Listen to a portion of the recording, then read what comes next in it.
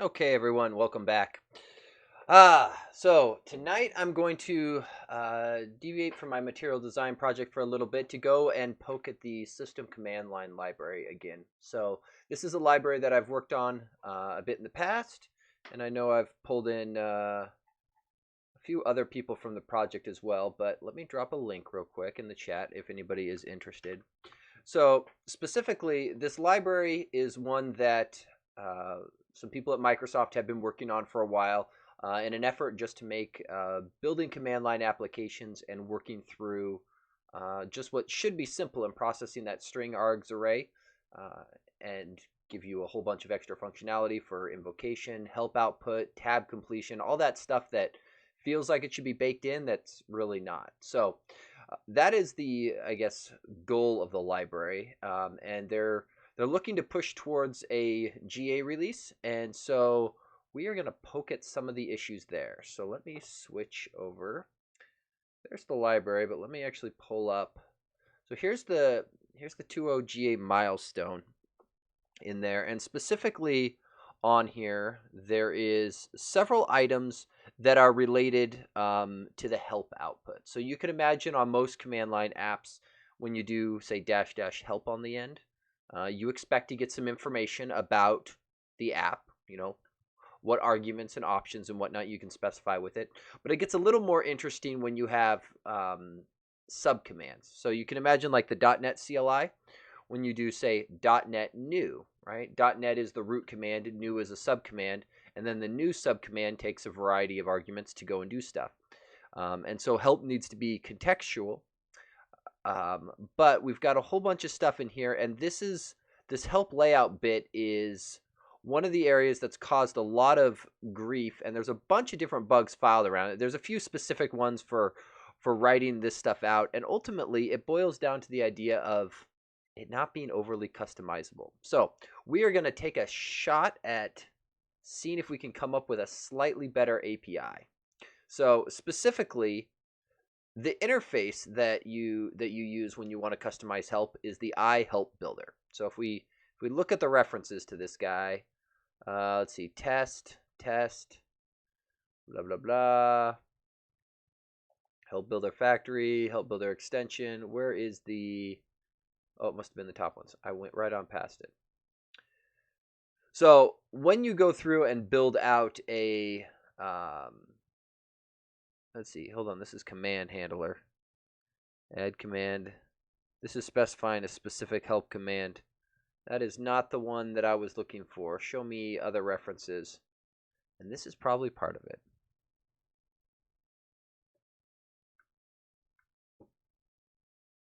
Yeah, because that's not quite what I'm looking for. Because this is one where this is just generating up a generic handler. Ah, this is what I was looking for. Use help builder. So this guy here specifies a help builder factory, right? So you can do whatever you need to get your appropriate instance. And then this guy here ultimately, show me your usages, gets injected into the final doohickey right here. So command line configuration. So this is the grand thing that gets built up that declares your command line syntax. So it's got symbols, it's got a bunch of options. More importantly, this help builder factory. And so this help builder factory, if we look here, gets invoked in a couple spots. And you'll note by default it just shells out to creating a new instance of help builder. And find all references.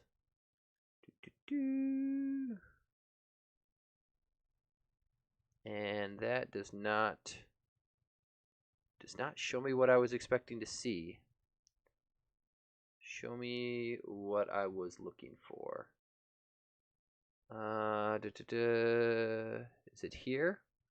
This is when it builds up its DI stuff, but there is a usage of this, and I am absolutely missing it. Oh, this okay, so that is the confusing part. So it's when it requests a help builder. Because there is a, let's just do a quick search here. Help. Help builder tests. These are specific to the help builder class. Help option. This is getting me closer. I'm looking for. Yeah, that's specific because we're gonna break all those tests here in a minute. I want to look at where it's actually invoked because there's help builder factory, help section. Yep, that's fine. Why do I not see? I must have missed an instance here. Oh, there it is. Nope, that is once again the test. Why? Because those are all tests. Binding context, internal help builder. Ah, this guy. So it resolves the help builder, and then that's what I'm looking for. So as part of invoking a command line command, there is a pipeline, very similar to like what you might get with the ASP.NET Core middleware pipeline, where it walks through this. And in this case, this one is just spitting out the help result. And this guy here, if we look, this is show help. If we look at where this guy is set up, so when it comes in, it sets up help and adds something to the middleware that says, okay, if you should show the help, do that, and then it gets injected. So that is where it gets handled. So the problem being, implementing this interface is fine, right? It's a very simple interface, and I think that's great. The problem being is that typically you'd probably want to derive from this guy, and this guy gets ugly fast. Very, very fast. Everything here is very, I'll say, tightly coupled, and it doesn't necessarily scale out nicely. So we're going to see what we can do to come up with a slightly better usage of this. The other thing that's built into the library, that's not where we want to go, there, is this rendering bit. And this library has not seen much love in a while. But it does have some nice stuff in it, in that there was this concept of doing a grid or a grid layout, which I think is something a little bit cleaner for what we could add to the help output to make this look a little bit better. Because if you derive from this, you end up either throwing away everything. You can't really customize as you see fit. So, for example, there was an issue that came in. I think it was fairly new. Let's just look at the history. Abbreviated help screen on user error. There was that one. Or maybe it was a pull request that came in.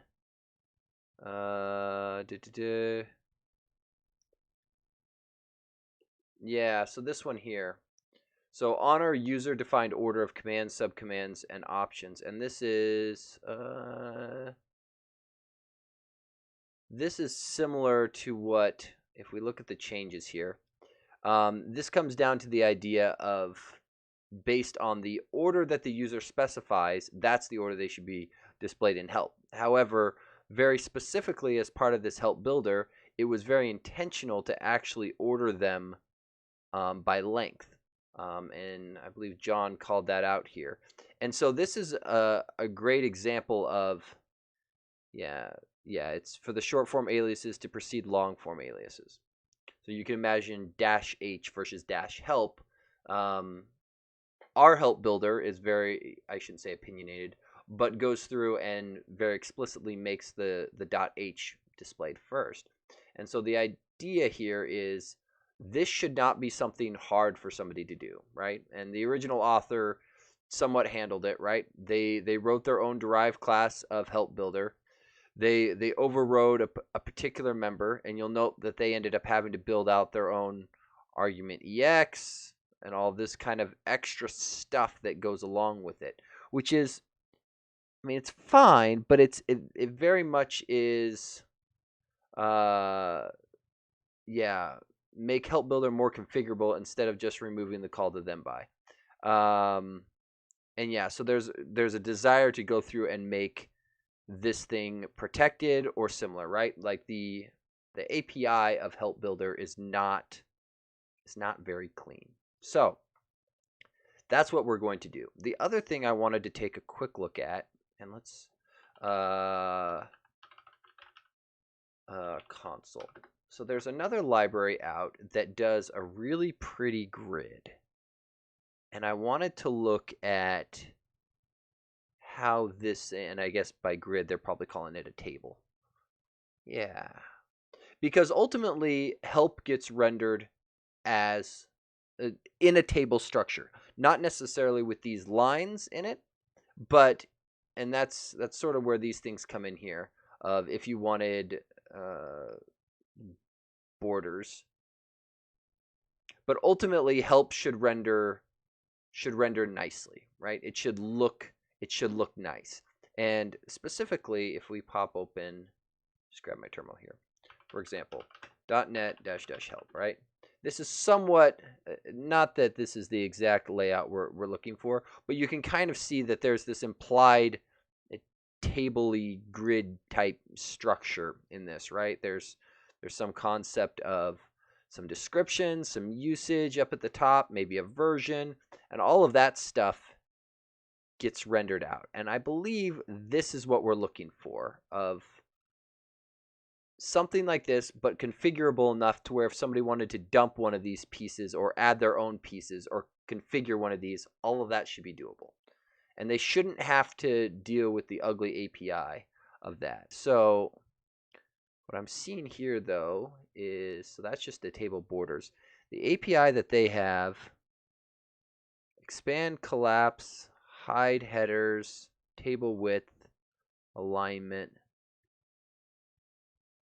set padding, and most of what is being done inside of the help builder now is fine-ish, but you'll note that it does a whole bunch of stuff to build up padding, set padding, all of that jazz. And I think we can do better.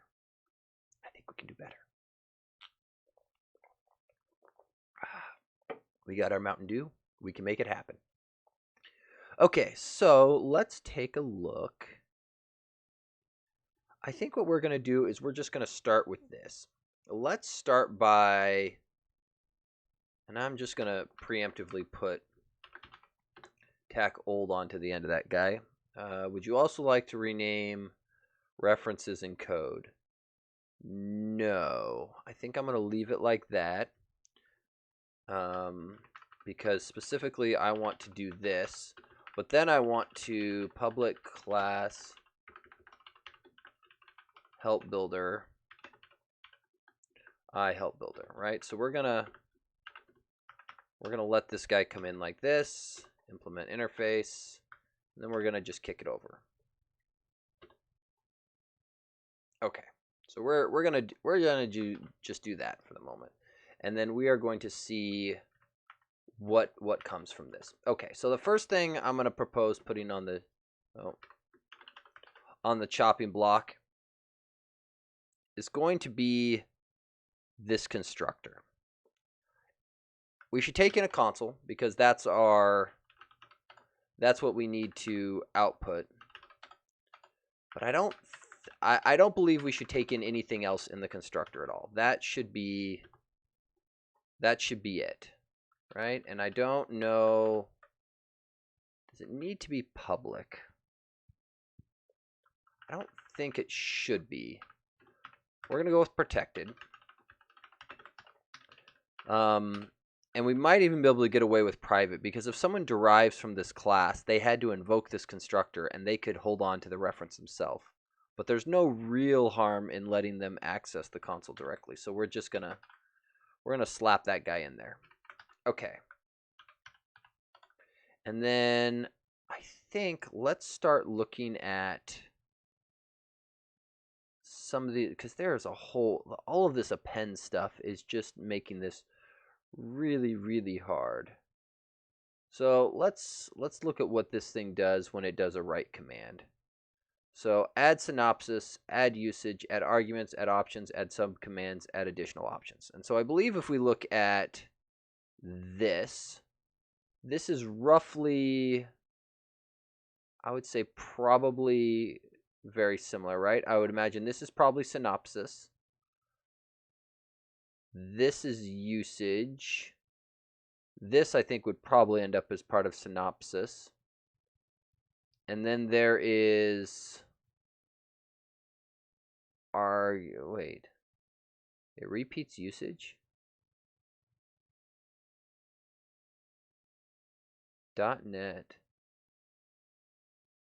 Weird. That's kind of weird. Okay, I don't understand this help output. But we have this.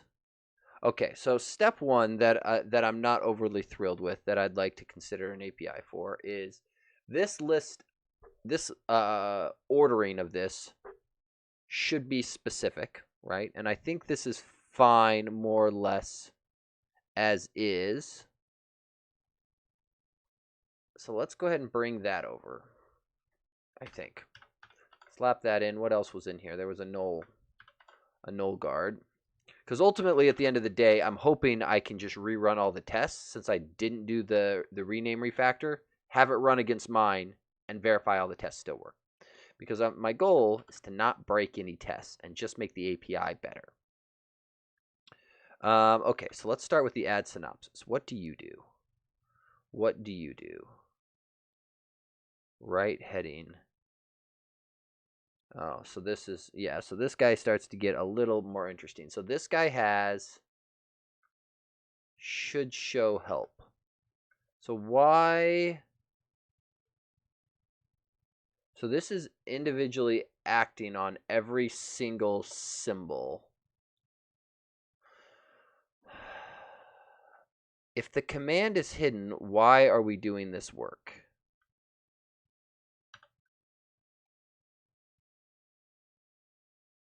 That seems weird. Add usage. Does this check it too?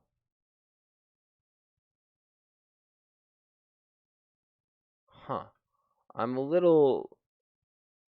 I don't understand why we have this double check here. So let's pull this out. So we're going to change behavior a little bit. Right? If the command is hidden, don't show any help. That seems rather obvious in my opinion. So we're gonna go with it. And then this is where it starts getting interesting. So usage starts diving through a bunch of stuff and doing a lot of work. How is it figuring out usage? Usage title. So what is this? Usage colon. Okay. So this needs to be, while we're in here, this needs to become localizable. So we did that on a bunch of other stuff. But this needs to be on the chopping block too. We need to make all of these localizable strings. Because that no worky. That needs to be updated. Okay. So it grabs that. Usages where usage is not null or empty. So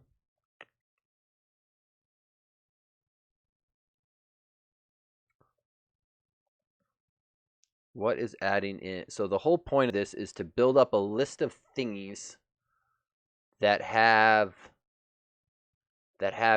something. So how is this working? So it iterates add subcommand name.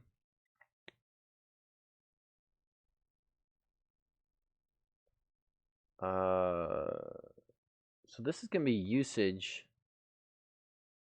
Wow. Okay. Something is very, very weird here. So I'm going to go in and fix this compile error because I want to be able to run these tests while we're doing this. So we're just going to clean up these compile errors real quick so that these ones, because this is an internal class, so this doesn't bother me too much. Okay, so let's see where we're at compile-wise. I'm hoping we're just in a state where we fail to run tests, but okay.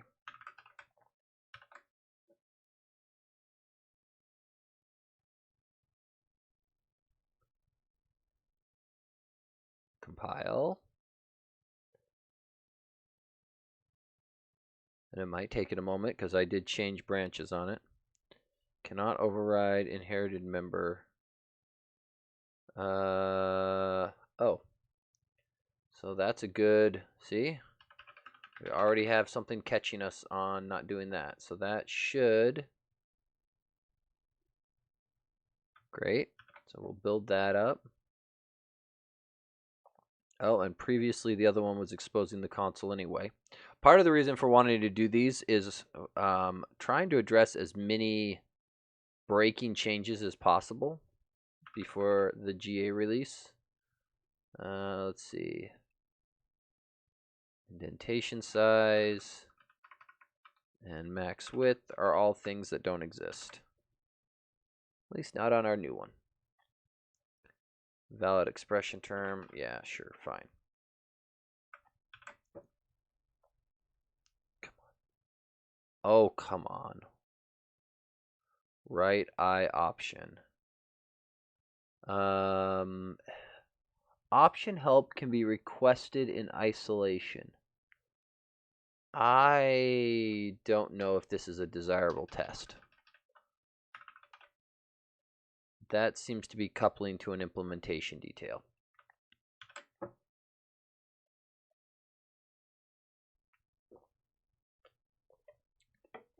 Okay, so we've got our tests.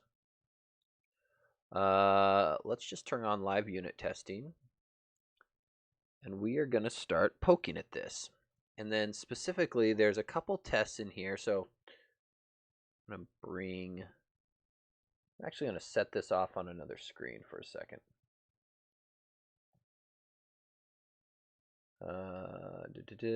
So it's going to kick off and run. I'll leave it here for just a moment. Why are you failing? Output. Shared. I'm sorry, what? Let's do a quick rebuild, and then where is my test explorer? You appear to be missing. There. Come. Where are you, test explorer? There you are. You are supposed to be docked over here, where I can easily find you. And then, so it rebuilt successfully. Rerun all tests. So it's not supposed to be a hard operation. Run the tests.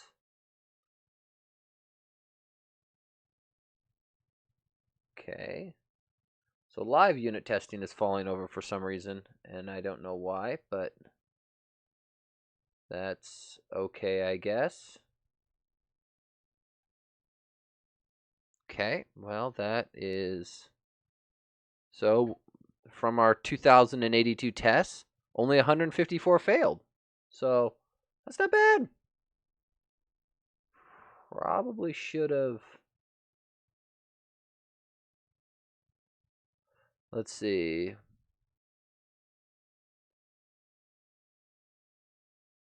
Yeah, so this...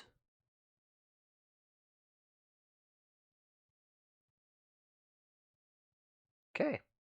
So we've got a bunch of tests, and we've got a bunch of stuff that's written, and it is all failing spectacularly. Okay, so let's go through and take a look at this. So the add synopsis. Let's just start there. So right heading. So what does this do? I'd like to get rid of this guy altogether. So what does should write do? Should write is just checks that if you have items and the description is not empty. So if there's a description, I guess this is an or condition, or there are items. So write it if there are things So let's see, add heading, indent, add description, outdent, and then drop down on a blank line. And this guy here is basically just a check on description, because should write triggers on if there are items, which will not be true for an array empty, and only triggers there. So let's, and this guy is just triggering on indentation levels. So I think what we're going to do is we're going to see about cleaning that up a little bit. So I think we'll add the add synopsis. So let's add that method in. And then, so hold on, where's title get used? Add heading, builder title. So append heading.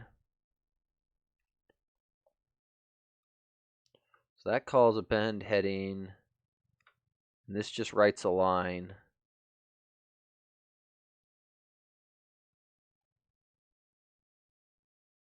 Add padding, which we didn't specify any, and I'm guessing this is just a nice null check. Yeah, so that's a yeah, okay. So what this boils down to is title written on a single line, and then the description written on a line.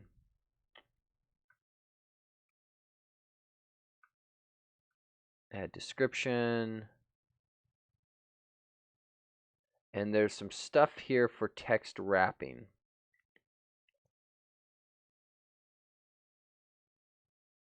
And this is where I think this might be helpful to separate out two things here, because we've got two concepts being bundled together. We've got both layout and content being mixed, and I think I want to separate that.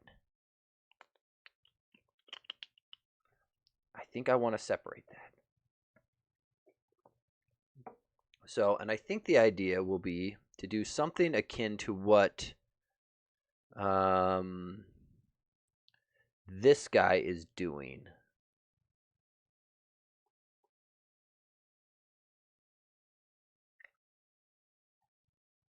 I think so, because if we look at this grid,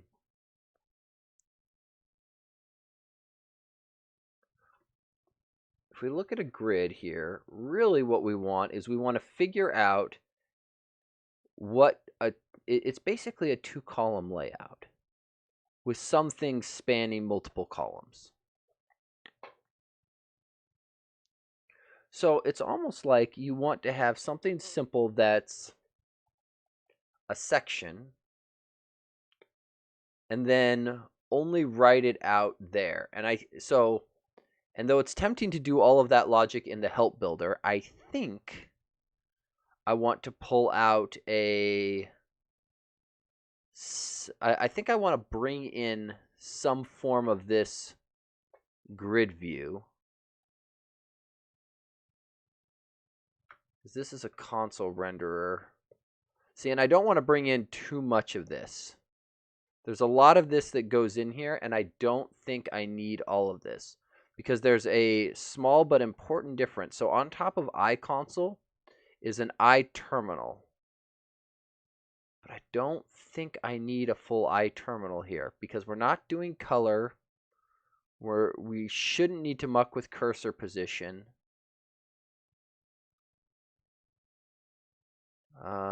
What does... Yeah, there's the standard out and output redirected, but I think we want to try and do this with just... How were we getting width before? How is console renderer getting width? Render to region. Because there's a lot of stuff that goes into here that probably needs to be adjusted. That's probably a mistake to have that in. Oh, look at that. It is used. Oh, it's just remove redundant assignment. Oh, is I renderable? Ah, this is the guy. So who go to implementation?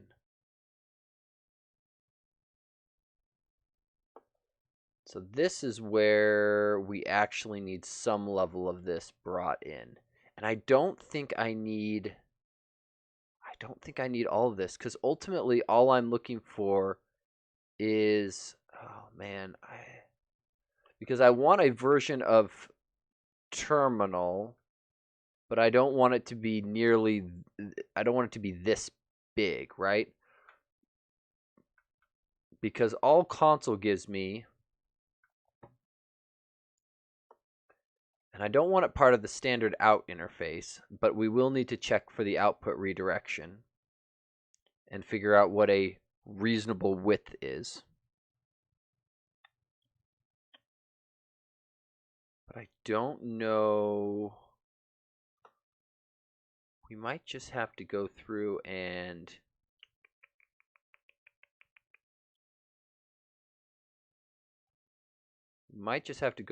change a little bit of it.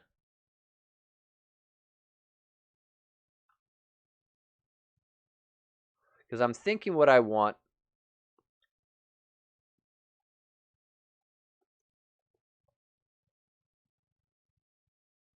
Okay, so help builder. So in order to write this out, we're going to need to know, how is the old one doing it though? How is it determining get available width? How are you making that determination? Max width is being assigned get console window width. Oh, got it. It's doing a very, very hard set.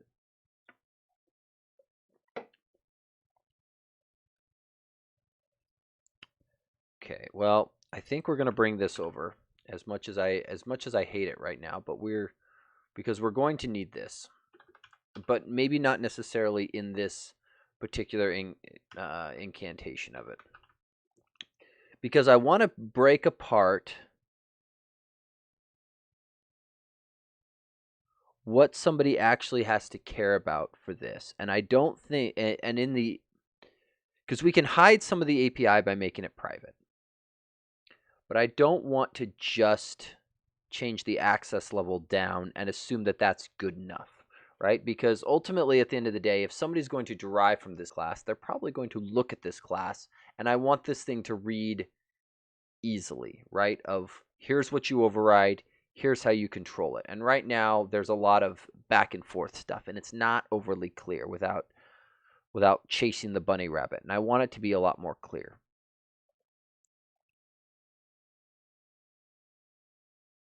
So I think what I want to do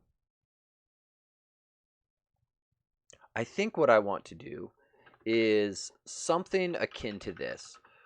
Private void render grid, right? So I want to do something like this, and simply for no other reason other than this layout. Like, some of this stuff is pretty easy, right? I want to render out a 2-column layout or similar, right? And I think, how did the Spectre console, how do they add data to theirs? So that's column appearance. How do you add data? Like, how do you specify add column? So you declare your columns, and then you add rows with the appropriate number of items into the row. Okay.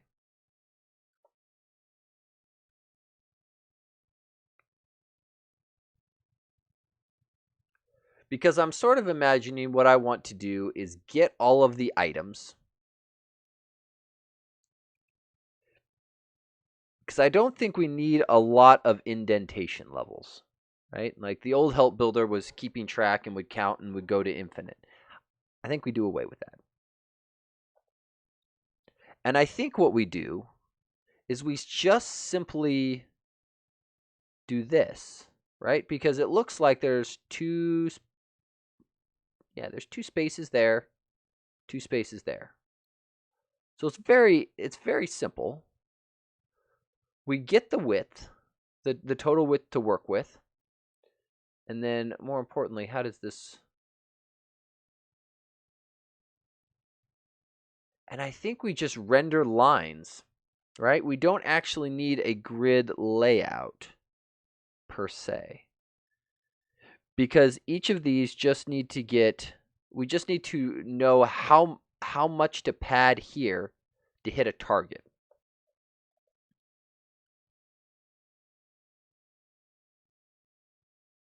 That's all it is. So let's go with something a little naive. Render as columns. I don't know how to put this, right? And so what I want to pass in is effectively a set of data for column 1, column 2, right? And so let's see. And I think what we can do in the effort of saving a little bit of stuff is private const string indent is 2 spaces. Done. No thinking. Right? And so I need to pass in 2 thingies. Like a key and a value.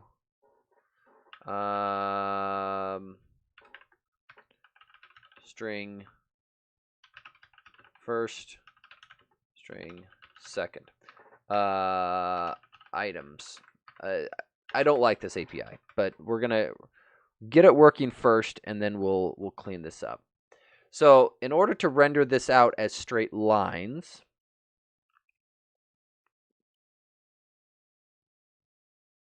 boy, I do wonder if I need to be separating this into another class. Nope, working first, working first, working first, working first. What we want to do is we want to have a...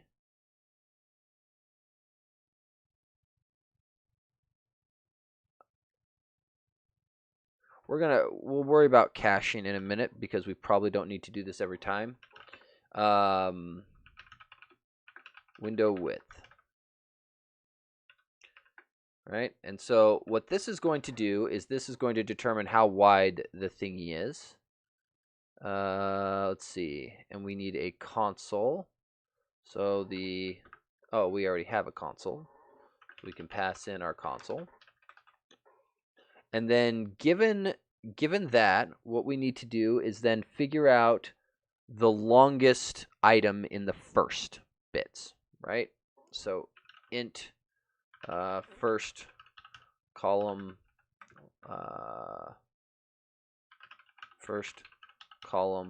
width, right? So this is going to end up being items select, and again we are just going to ignore the fact that this is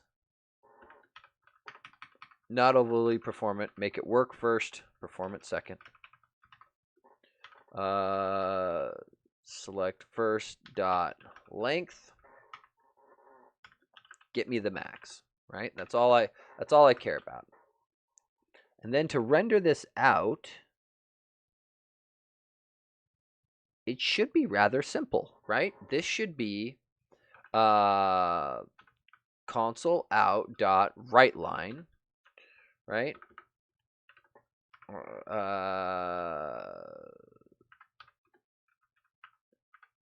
Yeah, so this goes here.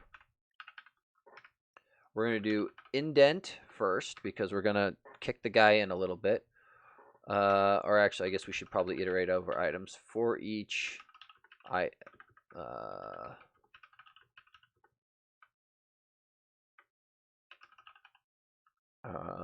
sure. We should really use deconstruction here.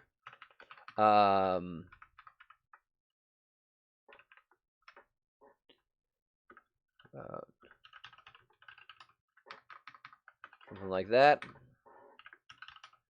So we'll indent a little bit. We'll slap in name. We're just gonna write this in.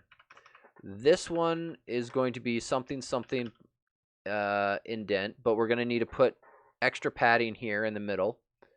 And then this should just be value, right? And that should get us basically the exact same thing. And then all we have to do here is we have to pad. So how about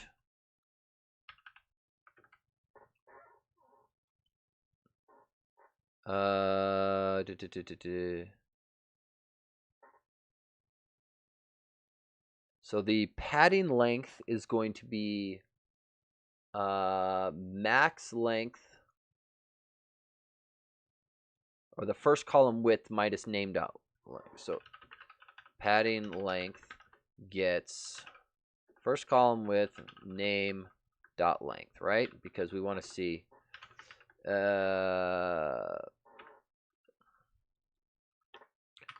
about pad size?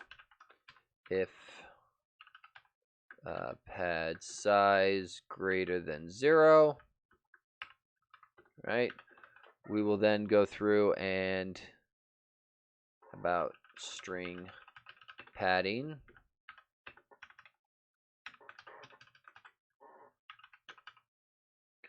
Padding gets new string space based, and we want to repeat that pad size times.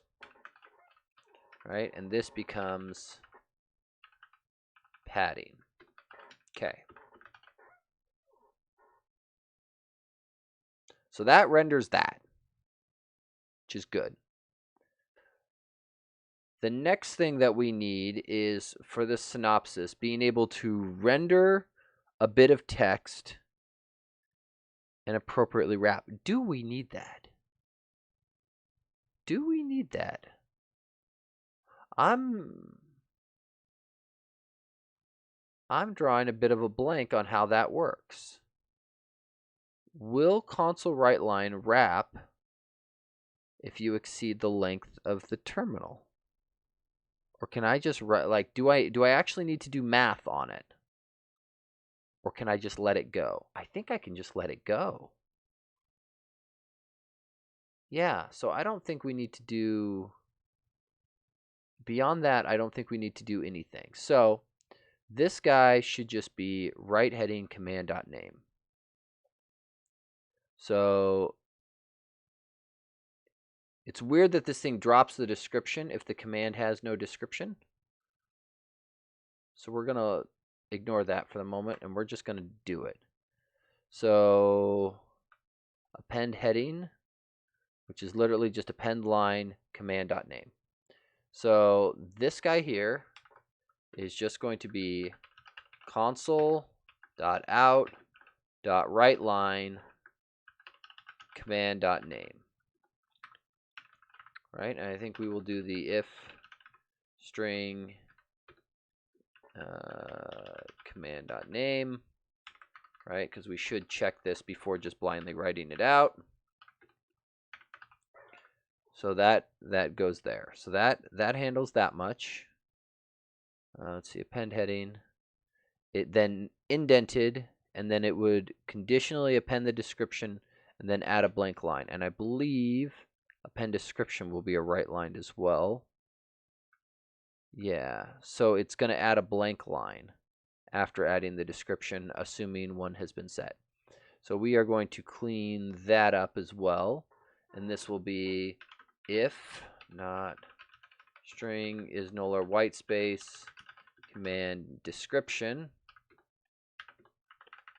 Right, so we will do that. And I think the intent here was that there was an indent on that, if I recall. So, yeah, because it indented and then wrote the description. So we will indent it. So if that is true, we will do console out dot write, and we'll just send indent. And then we will send right line of description.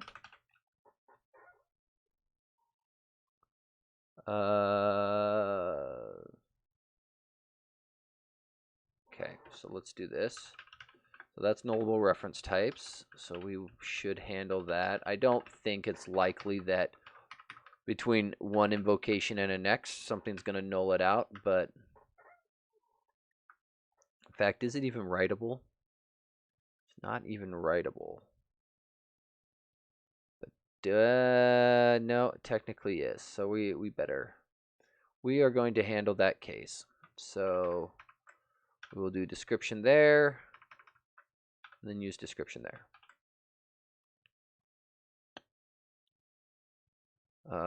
Yeah.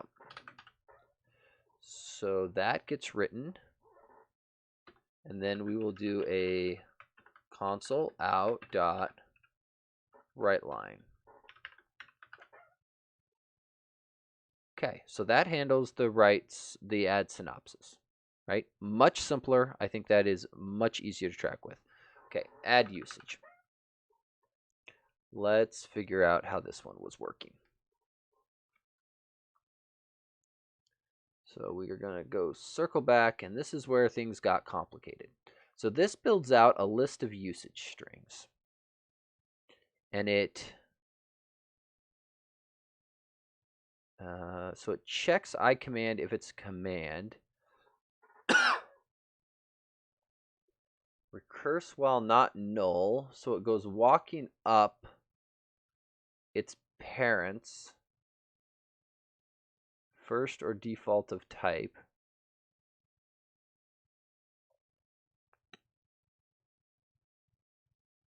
Wait, command recurse while not null. This is bothering me because it's grabbing the parent of the command and then putting it into a subcommands.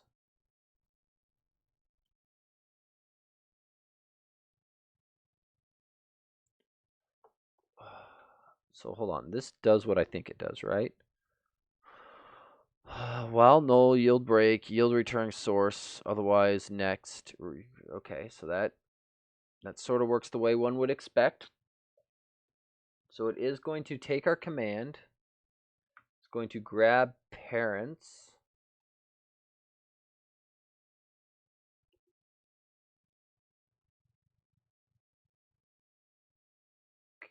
Okay. What's on iCommand? Sorry, I'm just trying to see where. I'm just confused why it needed this check. So let's start with this. We're going to bring this in, and then we're going to start ripping it apart. Oh, and I think what I want to do is protected virtual. Right? I want to give a lot of customizability here if people need it. Okay, so one, I don't think this if statement is needed at all because you can get access to it via that. Right? So that is, I'm guessing that we've done so many changes around this that I'm guessing that's just due to API changes.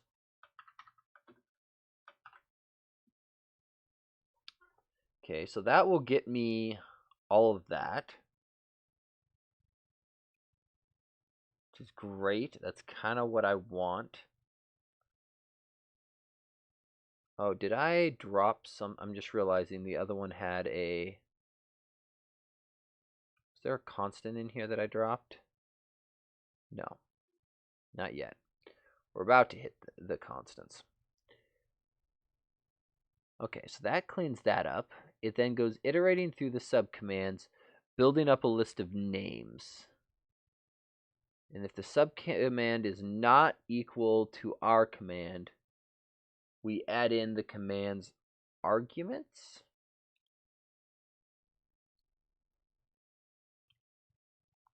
into our usages. Has option help.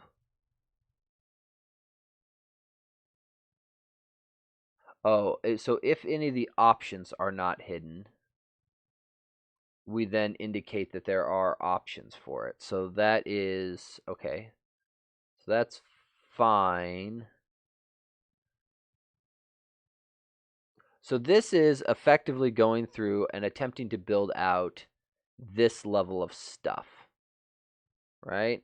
That is, and so if we do say .NET new -- help, right? This might be a cleaner one, though that may have been a bad option. So there we go. Usage, options, away we go. Yeah, and even if we do say .NET build -- help, right? So yeah, so this might be a little cleaner. So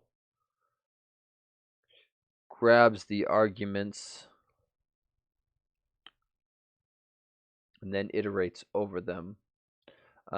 Which one of these would have more subcommands?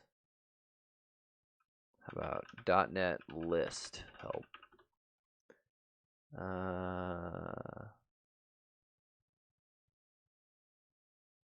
Yeah, so it does this. And I think this is probably a lot more akin to what we want. Yeah.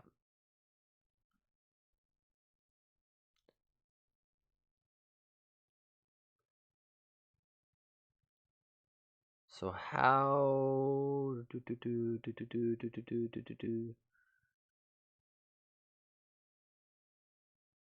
So yeah, and then there's the unmatched token stuff. Okay, so we've got a lot of stuff to unpack here. A lot of stuff. So first things first, this is doing command. So this is doing the command name space and then well, not even space, right? It is command name and then the next thing is the arguments for the command. So that's a little weird to begin with. So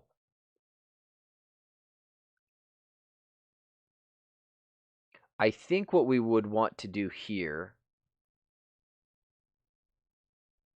is this is going to be a section for the subcommands.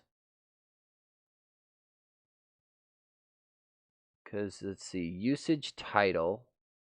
Let's go look at it over here. So this is going to write out usage colon, which goes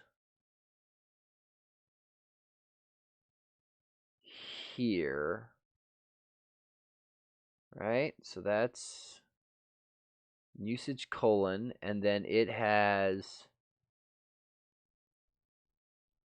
joins in a bunch of stuff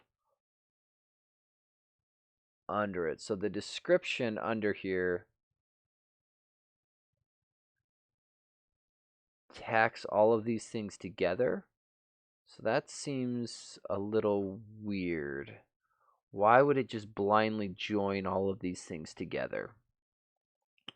So, because this would be subcommand name. Oh, these aren't subcommands. That's why it's walking up through the parent. Oh, I get it now. This is okay. Okay. This is just poorly named. Because we did say .NET list, right? And so it's walking up to get the parent names of the commands so that it can do .NET list. This is okay.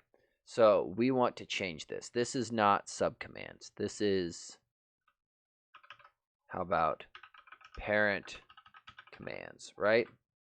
So we want to go walking up through all of these so that we can effectively build this out. So and I think what I want to do is just straight up kind of want to just comment this out for a moment. I want to look at what tests hit this. Let's see. Where can I find the help builder tests? Help builder tests. I don't want the approval test yet. That one does a ton of stuff, so we'll clean that up. Synopsis usage. Let's look at this. Usage, new line, indentation, executable 9.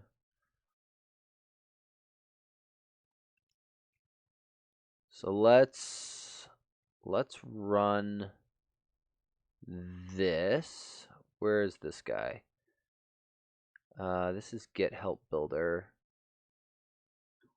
I want to kick you back to the old one for just a second so I can see.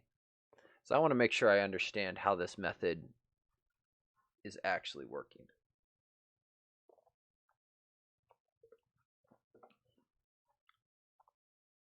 Can I get away with this, or is there? Nope, there is too much stuff tied to that. So what we are going to do is we are going to come into here, and we will just replace underscore help builder with new help builder old console. Do that because that's all I care about.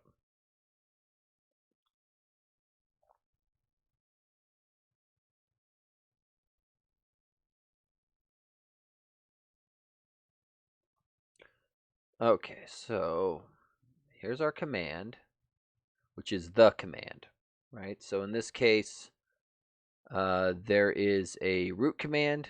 It has a subcommand called the command. You can imagine that this, liken it back to our .NET one. .NET is going to be the root command. List will be the subcommand that we have there. And so we are going to come through here, and the subcommands, if we can force iteration, are going to be the root command and then our other command. So it adds the names, test host, great. Formats the arguments, which seems weird.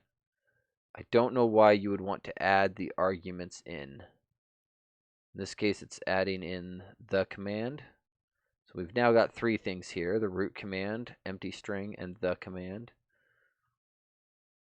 And then it checks for any options on the command that are not hidden, which is what the should show help does. So it tacks in options because it knows that there are options. It then grabs our command arguments and adds those in. The args. It's interesting. What does format this guy do? Hoy vey. Okay. Hoy vey. That's very exciting. Okay, so it does a bunch of stuff all to get me back the string curly brace the args. Has command help. So this is looking for any children of commands, but there are no ones. This has treat unmatched tokens as heirs is true, so it doesn't have additional arguments, which is what this string would be. So these strings just need to come over wholesale and get converted into resources. Okay, so that's fine. So that's all that's doing. So there's not a lot. Okay, so there's a lot less going on here than I thought. I don't understand this format argument usage and why we would do this here.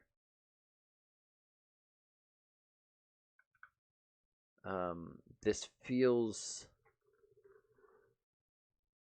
arity indicator.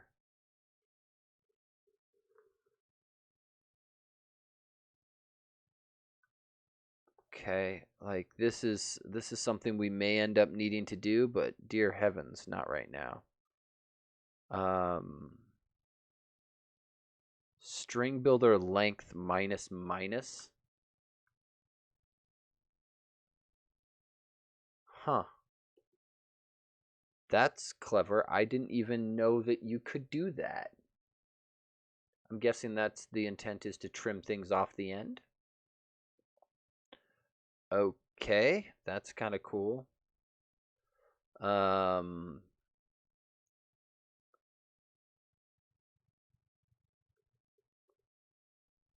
Okay, because this is just a stack.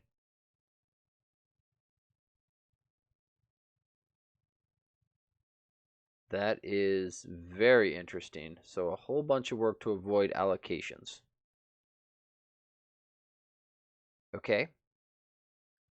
That is a lot of work to avoid allocations.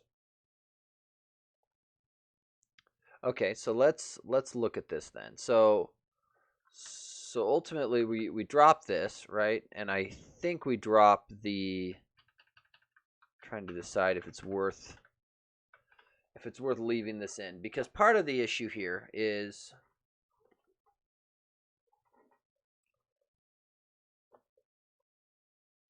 this does not lend itself well to readability. So for starters, this ends up going away, right? So we get rid of that. And let's look at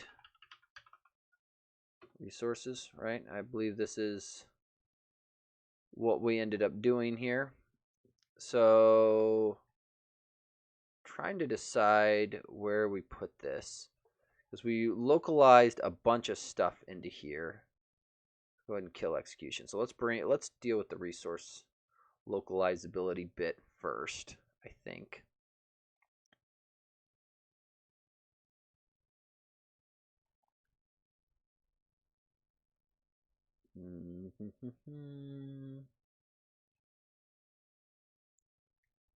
Let's see.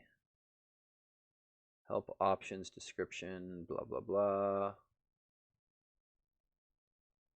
Okay, and I'm trying to remember. There was something magical that I could get away with in here, but I think I can just do this.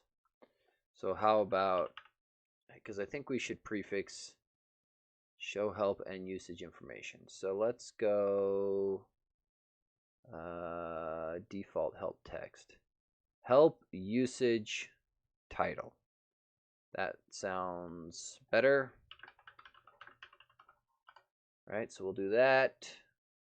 This guy will get converted into this string. I'm wondering, though, given how this is about to get formatted,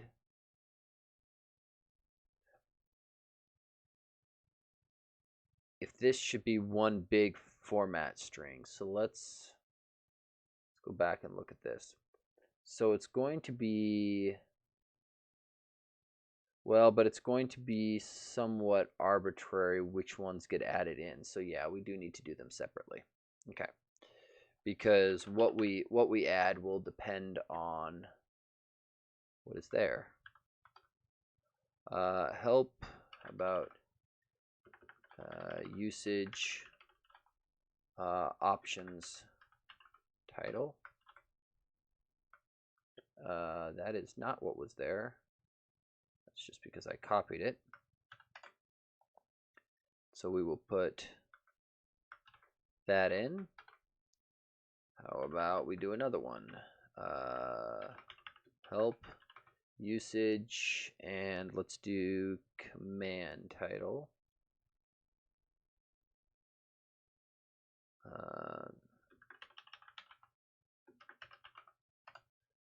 Just to make this a little more apparent. That goes there.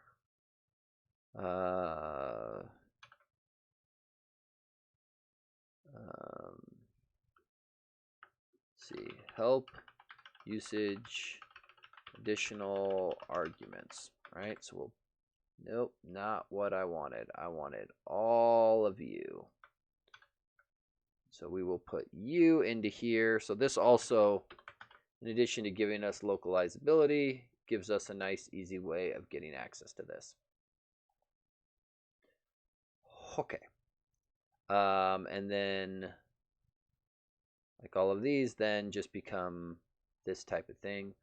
We'll add this in. Let's see, public virtual string. Already forgot what I called stuff. Help usage title.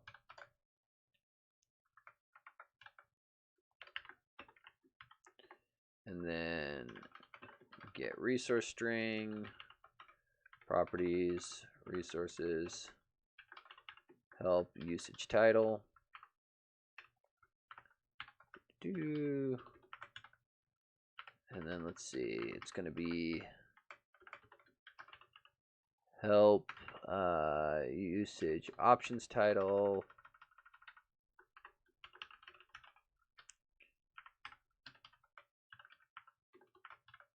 And then help command title. Let's see. And help usage additional arguments. Something like that. So that'll clean that up. And that means over here in our new help builder, I'm going to close you two down. This becomes, right, because we already looked at the right heading. So it adds the heading, does an indent, does the description. So we will keep that the same. I'm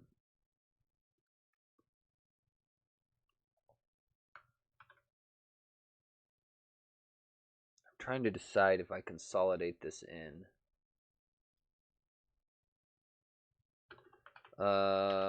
Private void right heading string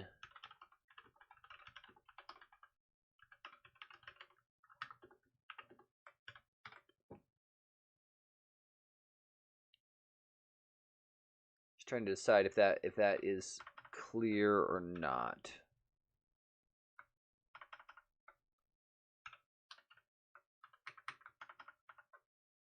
Description is nullable. Means we whack that, and then spelling counts.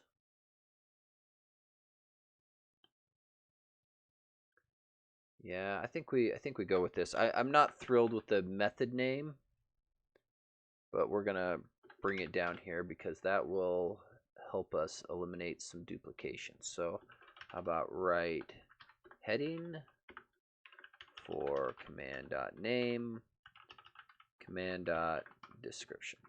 And this one, I don't think we need to be virtual, but I see no reason why a derived class shouldn't be able to just straight invoke that if they want to use it themselves. Okay, so this guy here, I'm somewhat inclined to take this out and see if any tests break because I'm suspecting we don't have any. So we're going to leave it out for the moment. We're going to rename has option with help, right? And so this should show help is really just, right, if it has a non-hidden option. And so this then becomes resources instance get or help usage options title. So that goes there. We've got this format arguments. I'll circle back to that.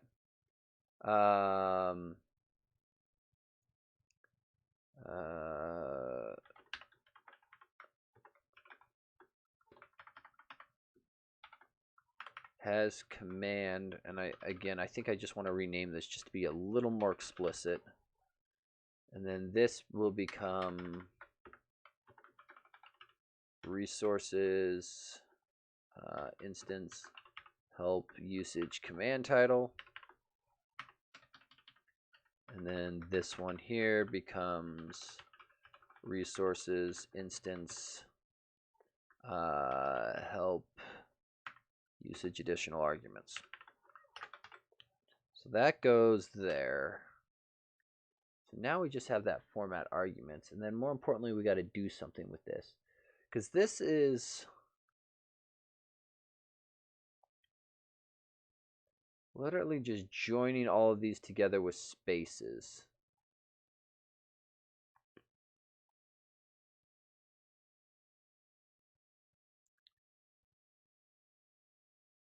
And I'm sort of inclined to change this up a little, because one, we don't need to declare the list.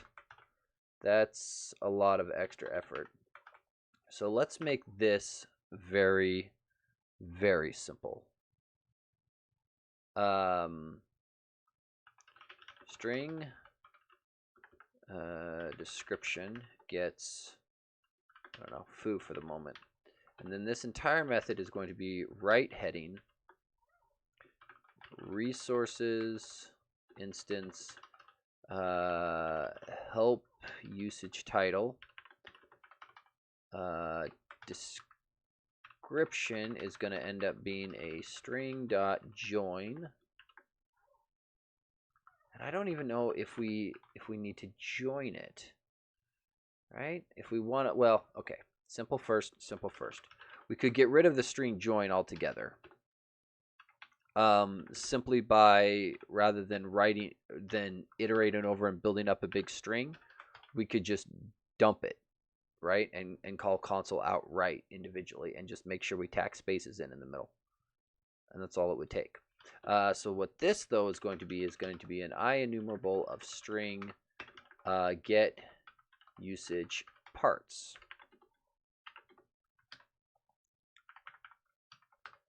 And then we're going to come down here and dump this in. And then each of these become a yield return. Right? So now we can kind of cheat a lot. Because now we don't have to know all these ahead of time. I don't know. Circle back to that one in a minute.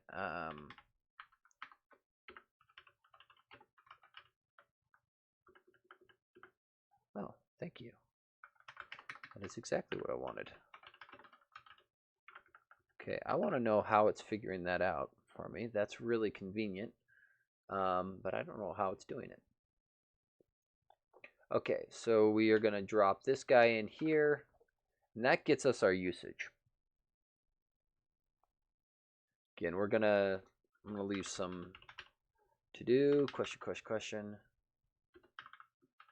to do, question, because I'm gonna try and avoid that arguments bit until we need it.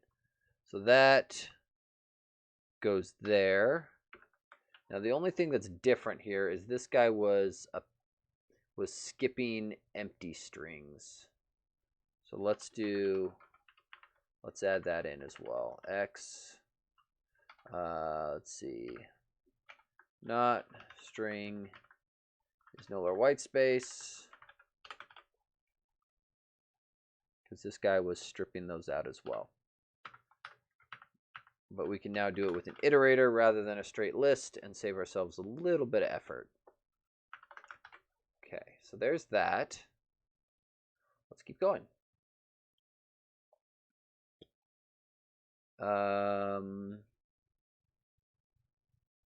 Because that is more stuff there. Okay, so we really don't want to bring you in if we don't have to. Let's see here. And then why am I not seeing it? Lots of splitting, lots of measuring, yada yada yada yada yada. Yada yada yada. Where is the next one? Add arguments. So what does add arguments do? Okay, so it builds up a hash set of help items. Oh boy. Oh boy. Oh, buddy. Okay. So, okay. And then what does it do? So it checks the command. Well, here, let's just bring this guy in. And then we are going to and for those people paying close attention, you will note that I have not brought in the XML comments yet. I would like to do those separate so I can review them. Okay, so this thing here, I don't think we need this because I think that was just to get access to parents, and that is now on the interface. So we don't need that. I think let's be consistent for our null checks. Should display argument help. So it walks up, so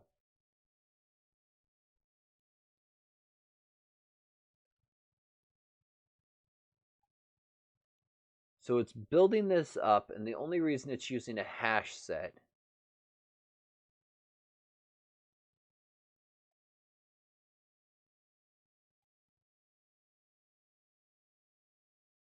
is because there could be multiple arguments that have the same name and description, I guess. Because arguments can exist on the parent command, or they could exist on the sub command, and I'm not sure. I think you can pass arguments to the parent command, and that's fine. It's a little weird to do so, but okay. So let's jump back over here. So how about should display argument help? What is the condition here?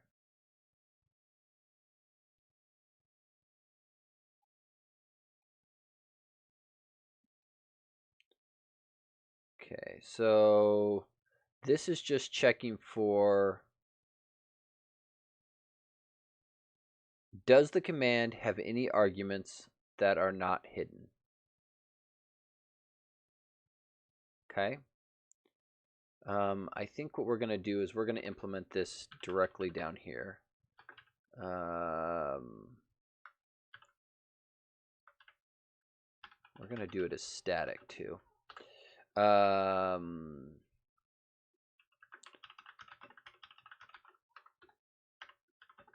So command arguments any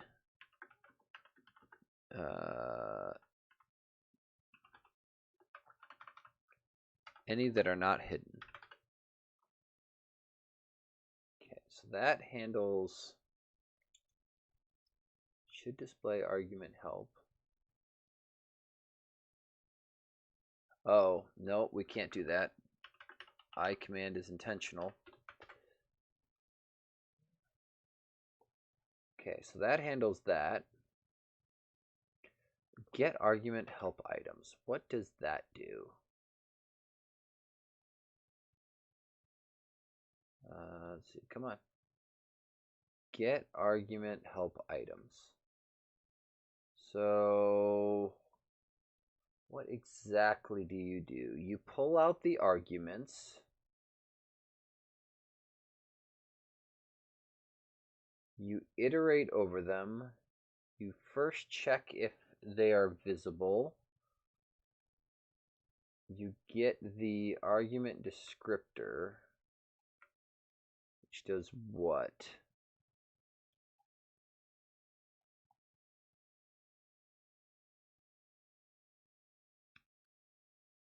Okay.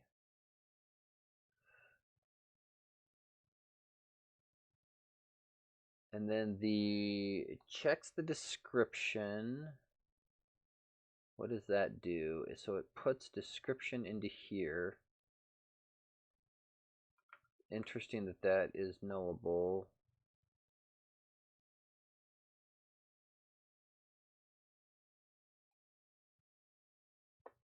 Wait, does this look at the argument name?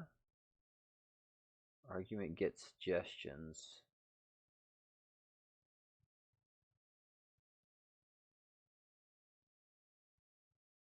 Otherwise, okay, so it checks for suggestions for the argument, and then if it doesn't find any, it falls back to the name.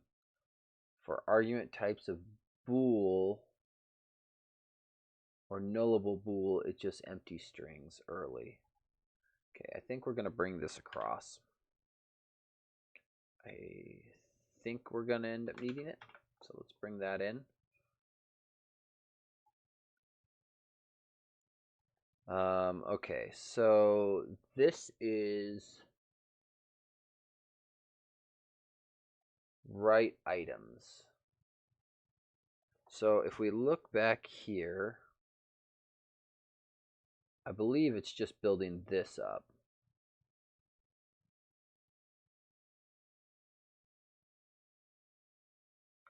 And I believe what we want here is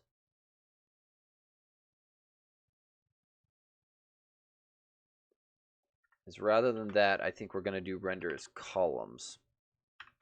I believe is what we want. And we are going to need to build up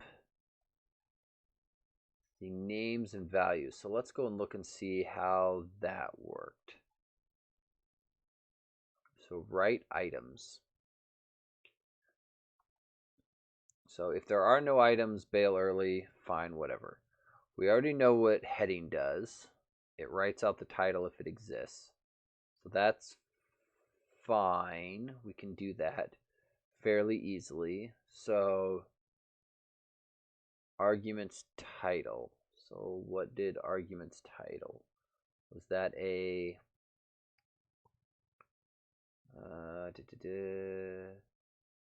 add arguments? Let's just add a bookmark there for a moment. So is this another one? Yeah, so we need to do help arguments title in our resources. So help arguments title. So we are going to come over here and grab that guy.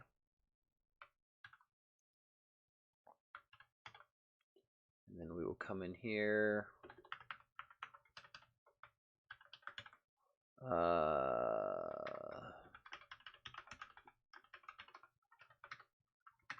See, help arguments title like that.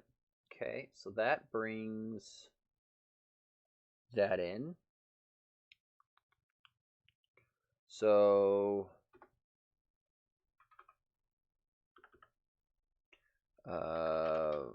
right heading, this is going to be resources instance help arguments title. Right, and then pass null on the second one. Be done with that. That is a method. Okay, so that handles that. And then what did you do with the items themselves? So it'll do an indent.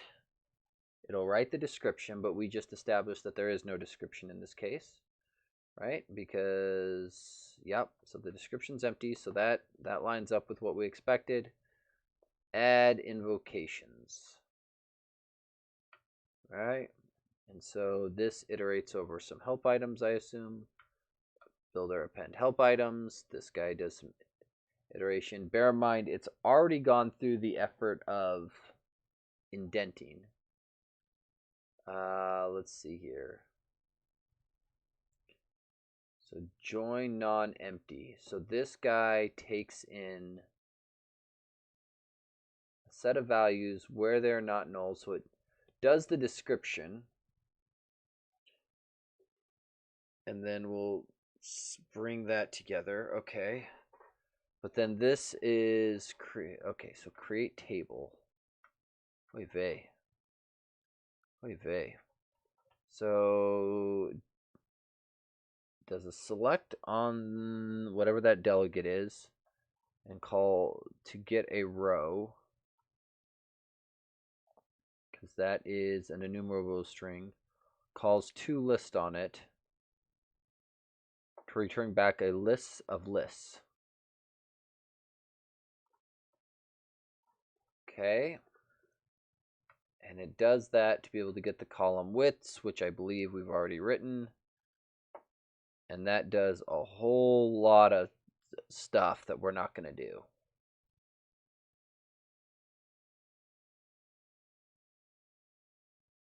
At least not right now. Because I imagine that the point of this here is for the description. So that when it wraps, it wraps into here rather than over to here. But I don't think we want to bite that off at the moment. That is a lot of extra effort for very little gain. Okay, so given all of that, I guess I want to go back and look at the help, get argument help items. So this takes an argument and pulls so it finds all of the arguments that are not hidden. So let's start with that.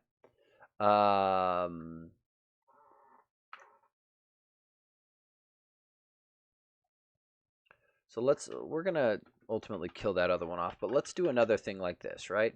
So IEnumerable of object for the moment. Get arguments something, right? So this will be command, right? Command.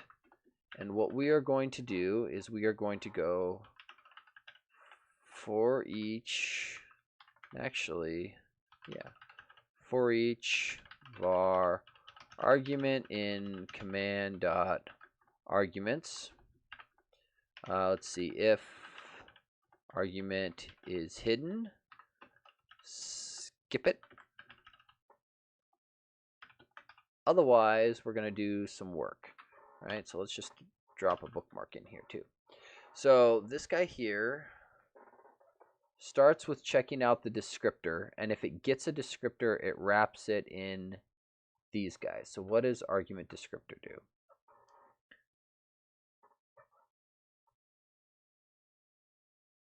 So it builds this up. And did we bring this across already? I think we might have. Yeah. So this is fine. So we're going to come in here, string descriptor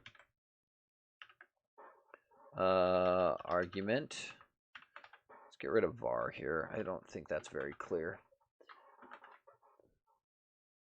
Yeah, so non-nullable all the way through. Name is non-null. That will be non-null. That will be non-null. Okay, so everybody's happy there. Is it possible? So yeah, so if argument descriptor, because this one here was doing a null or white space check.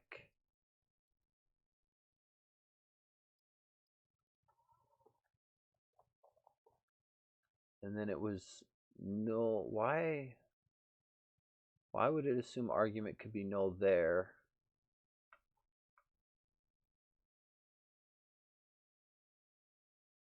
There's something off here. This shouldn't need a null check. That shouldn't be possible, given that this guy would have blown up if it was null. Let's just grab this whole mess and bring it over, and then we'll be easier to look at here. So if the argument descriptor is null or white space, it gets empty string. It's really not, null is not a possibility. So it's really a white space check. Okay, this null prop isn't possible.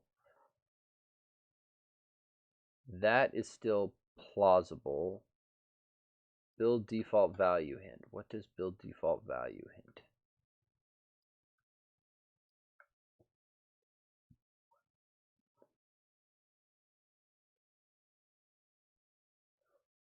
Hoy vey.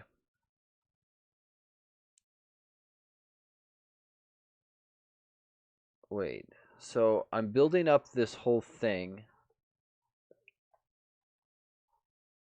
If has default value and should show default hint are true.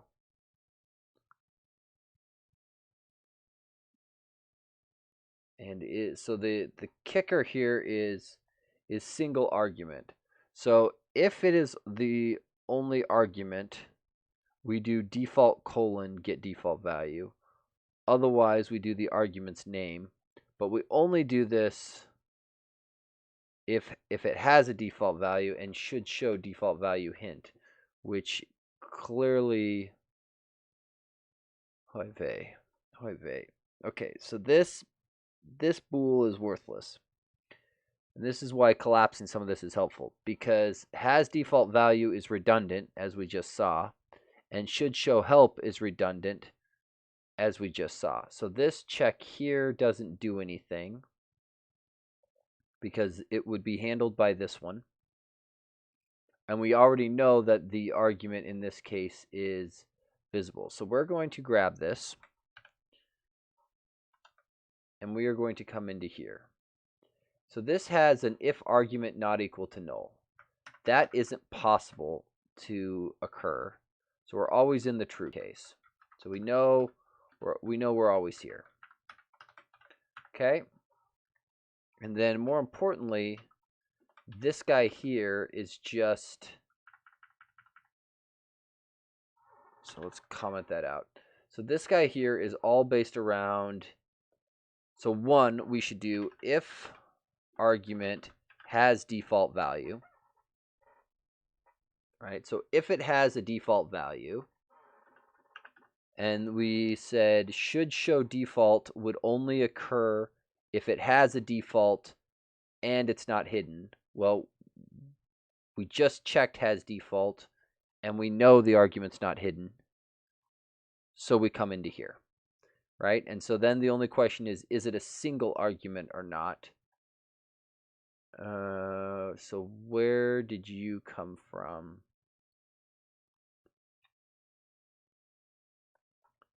Let's see. Wait, so this is always invoked with the default value of true? No.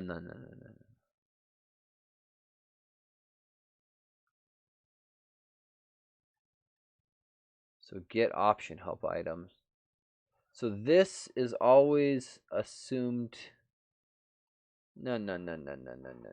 That no.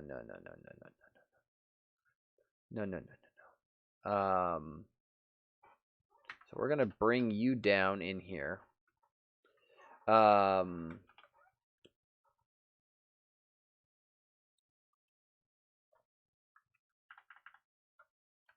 I think what we're going to do here is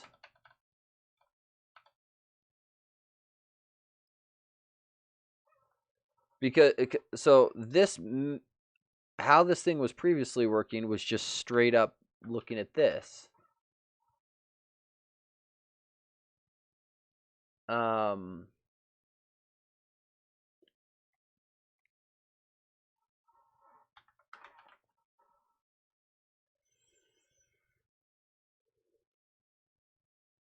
I don't like that.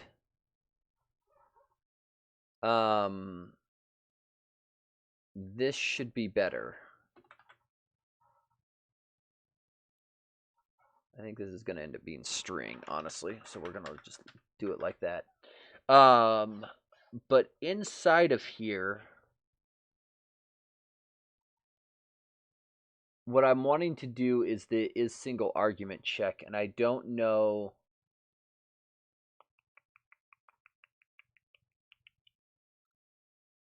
Is there a good, because I don't want to just do command arguments count, greater than 1, because that doesn't account for the non-hidden ones.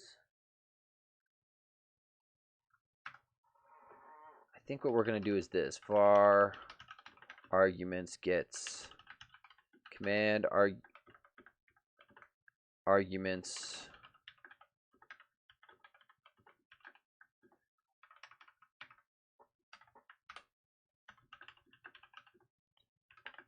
again. I know I'm just we spent a bunch of time doing allocation performance checking, and I'm just gonna get it working first, perform it later. Okay, so we do that. So this default value hint basically is going to boil down to empty string. And then if arguments dot count is greater than 1, we do this one.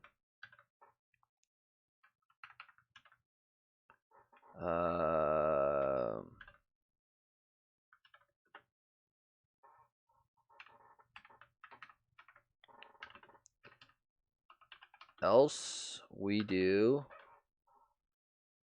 this one.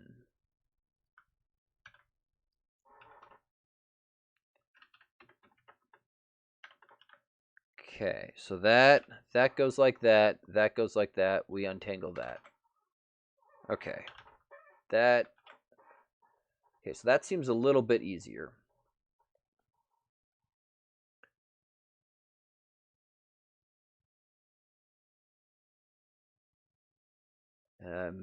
We'll need to look at how this thing was building that up in a minute.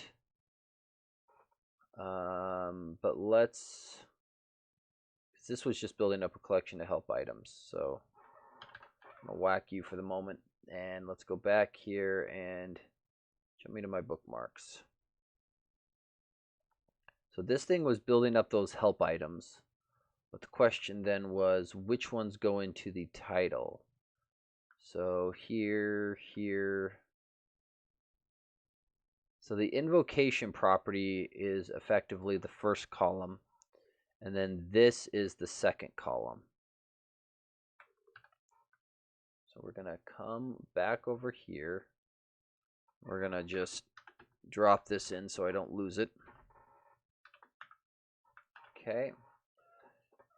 So item invocation. And let's see which piece went to the invocation. This guy here.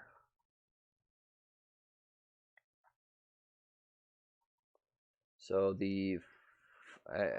actually I guess we can do string, all right? So invocation, yield return, right? Invocation goes first. And then the second one was description and default value hint. So it was putting those together using this. So join if non-empty. So that comes down to this.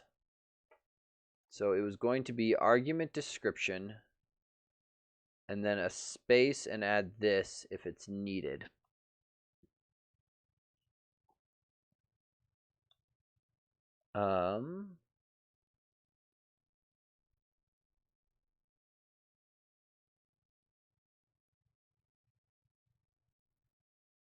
How bad is it to nest inside of nest it inside of another thing?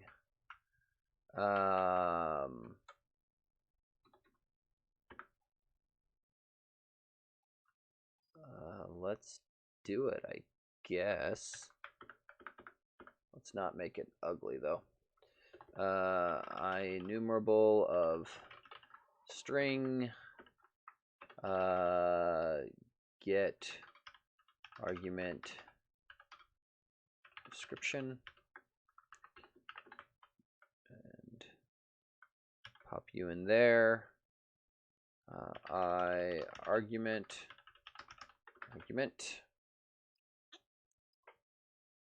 Let's see. Bool is single argument. So is single argument. We'll just bring you up, bring you down, call it good. So this becomes yield return. This becomes yield return. We no longer need this. If not string is null or white space, argument dot description yield return argument description. Boom.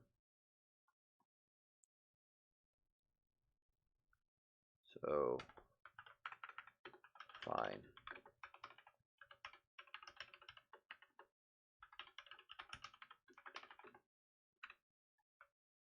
I mean, is it really get set? Go to implementation. Yeah, it is. Grumble, grumble, grumble, grumble, grumble. Okay, so that goes there. I mean, it's very unlikely, but we'll do it anyway. Okay, so then this becomes string.join with a space character of get argument description argument.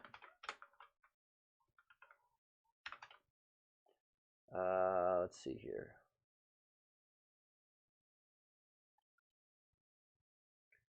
Let's see, that ends there, that ends the join, that ends the tuple. Get argument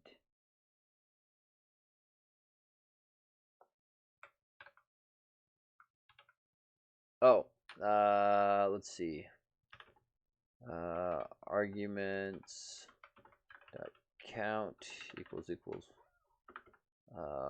1.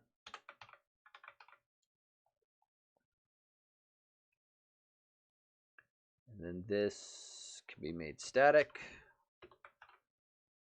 Thank you for helping me, Visual Studio. You are awesome. Let's see here. So this gives me all of this. So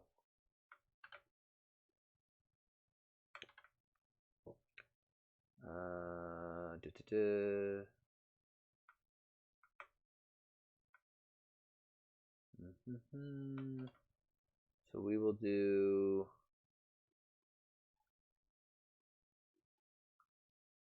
this, get arguments, sure, just do get arguments on there, to array.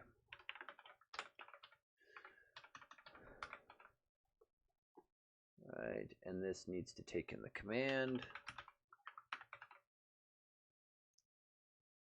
And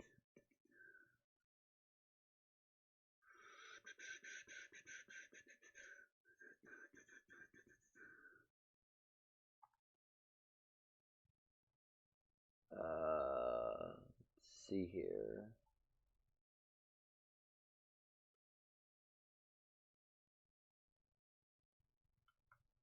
Should display argument help. Okay, so that is fine there. Collapse that, collapse that. And then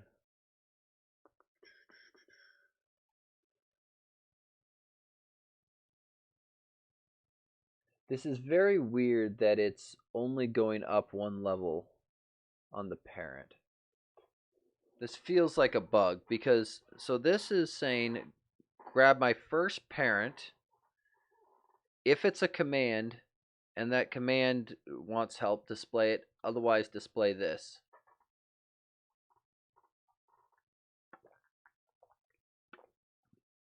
This doesn't look right at all. Let's go to usage, right? Because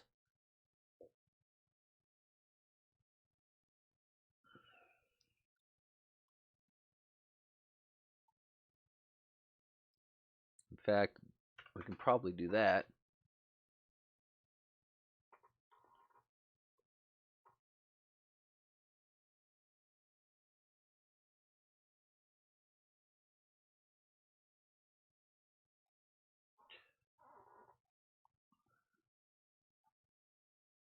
This feels like something that I want.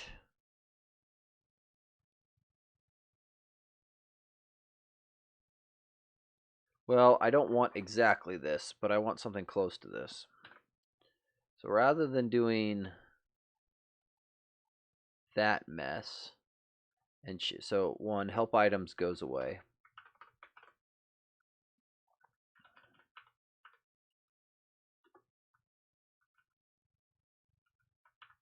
Move that up.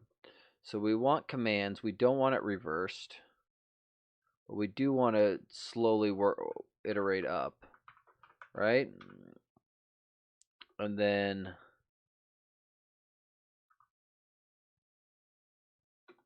this really then becomes, for each of these we want to grab it.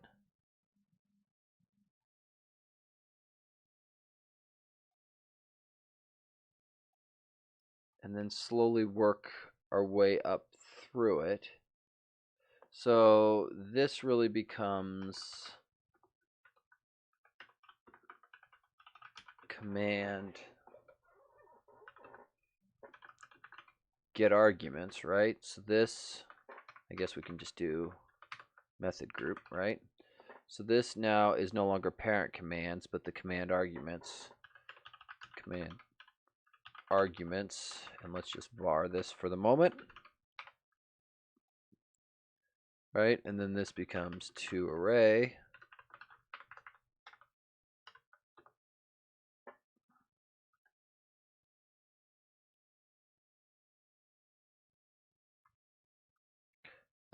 That's not right. Select many because we want to flatten. There, that's more what I'm looking for. Command arguments. So let's leave a note here. This to do. This shows all parent arguments, not just the first level. Then we throw this away. And we throw this away. Okay, so that's better, I think. Not 100% sure, but okay, I think we're going to go with that. So what are you squawking about? It's declared but never used. So should show arguments help. So did we lose this? We did. So we really should be doing where should display argument help. But does this actually matter? Because this just checks arguments is hidden. Those will get cleaned up in here. So we just get rid of this. This doesn't matter. This doesn't matter. This is not adding any value to this iteration at all.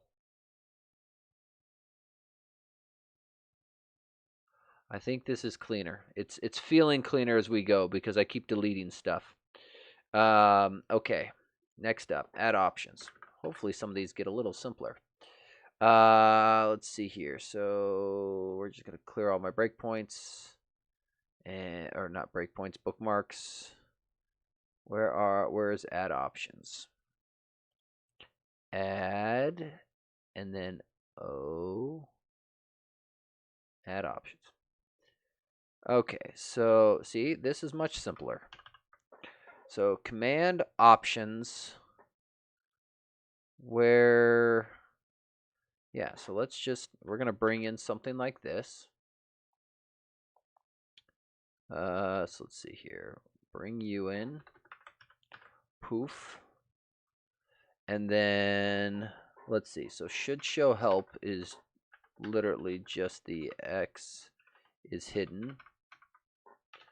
Right? So that's simple. So that's just finding all of the good options. This is options title, which I'm going to assume is just something else we need to, yeah. So help options title. Do we not? We do not have it yet. Help options title. Perfect. And then we'll come down here. Help options title. Okay, so there is that.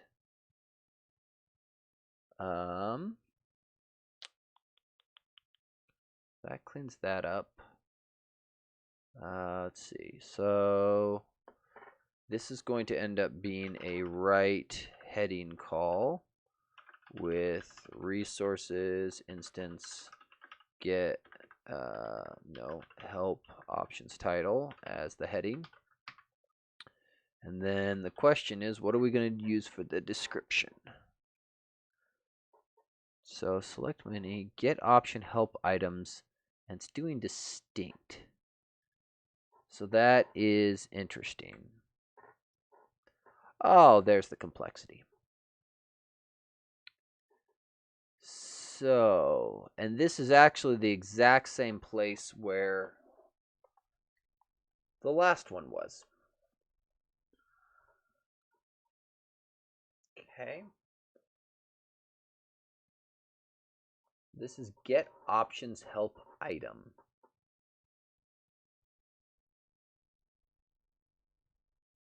It's interesting.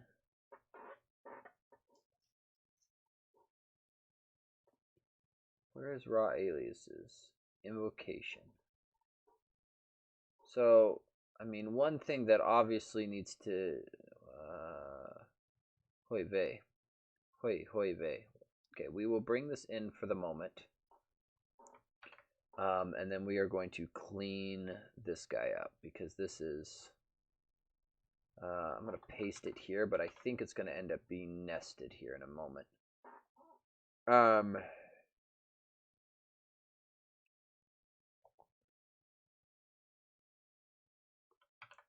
Let's see. String description gets, I don't know.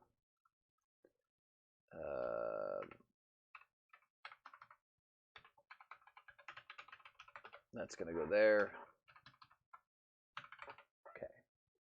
So this guy here, so split prefixes, we need that. So one thing that is obvious to me is we're doing all of this work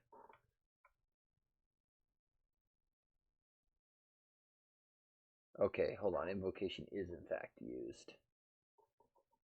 I was thinking that we were doing it before. Should show help symbol. Wait, symbol's what we passed in. But we already know that it's not hidden. So this goes away. All right, we're never going to hit that else case. We iterate over the arguments, find the arguments that are not hidden, and then we tack in the argument descriptor. Okay. This needs a resource.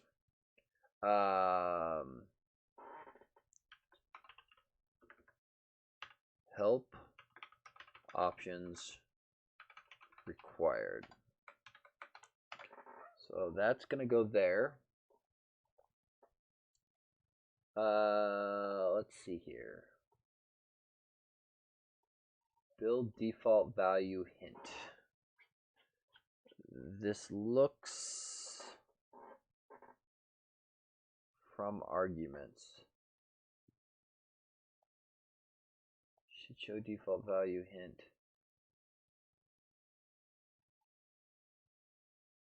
Yeah, so that's not quite what we want. So once again, these things just get joined together where non-null. And they get outputted. Okay, so we need to build up the invocation.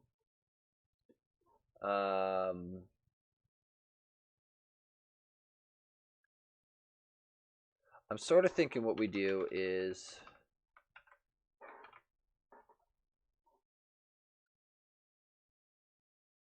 like, I realize on this last one I kind of messed it up because we probably want to break apart the building up of this invocation into some methods that can be overridden, right? So protected virtual string get argument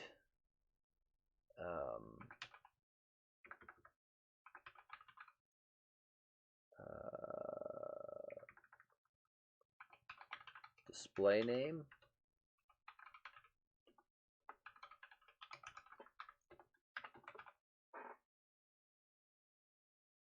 right? Because that's ultimately what this guy is doing.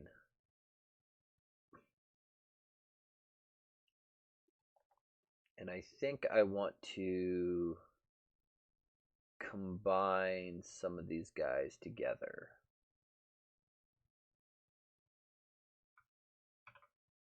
So that, because that is using it there,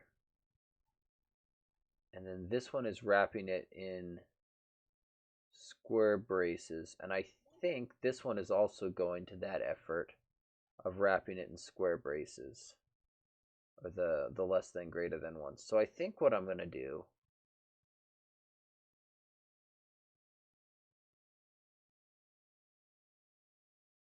name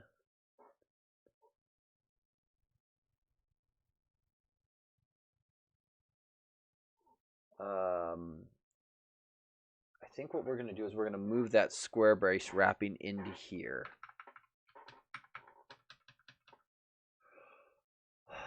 I think, because it seems like that would be the easiest way to go about doing it, because this is literally just appending that onto the end.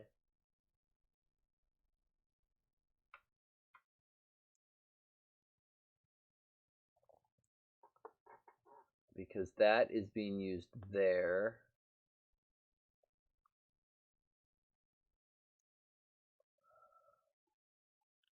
Yeah, because that's all it is. So I think that definitely needs to move into here. So let's break this up. String descriptor. Descriptor gets there. Else. Right. Let's see. Descriptor gets argument name, and then we will do the if check in here. String is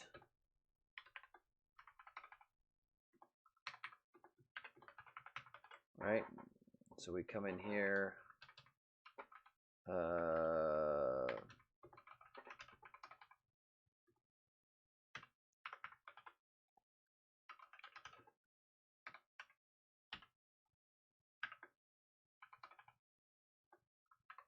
All right, so we'll collapse that there, and then at both of these references, we no longer need to do that.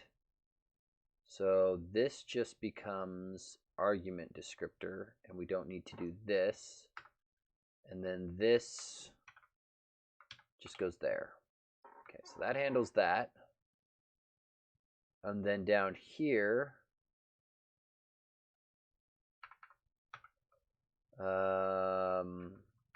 we can drop this. And so that is literally just a string join of those two things together. Okay, so that gets, I'm thinking we can probably quickly condense this down. And I think what I'm going to do is just make this obvious, since that's what we were doing down below. That's literally just appending that to the end.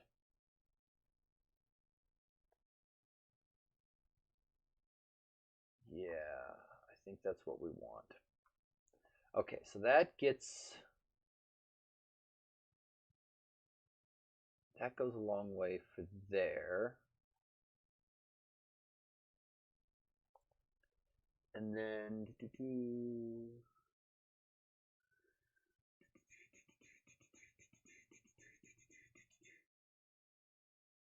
there's probably a lot of string builder opportunities for improvements in here, but I need to resist the urge.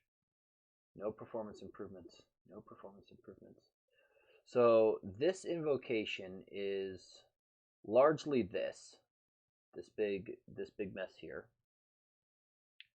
right? Combined with the arguments bit on the end.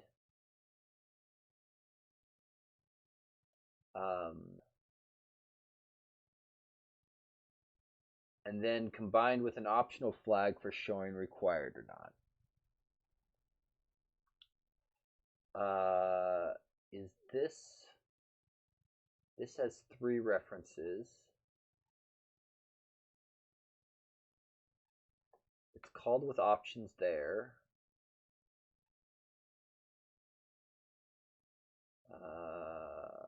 It's called with options there.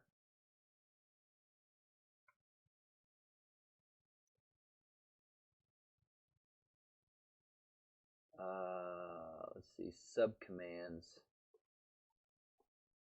So this is a poor name because this says get options help items and it is not actually options. Get foo sounds like a great name at the moment because that is what that is building up. This guy is something akin to that, and this guy is going to be returning something here, right? So I'm going to comment this for the moment, but this is going to be a yield return. The first one is going to be invocation, and the second one is going to be the combination of either the description and then this default value hint. So what did we do above? Let's get rid of this. I don't think we need this at the moment.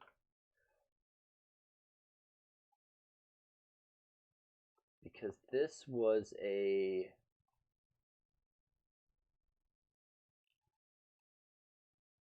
so let's see, arguments.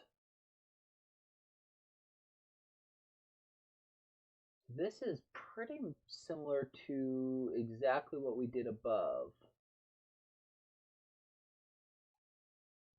Arguments default values. Except for this gets slightly more advanced in how it's showing the hint.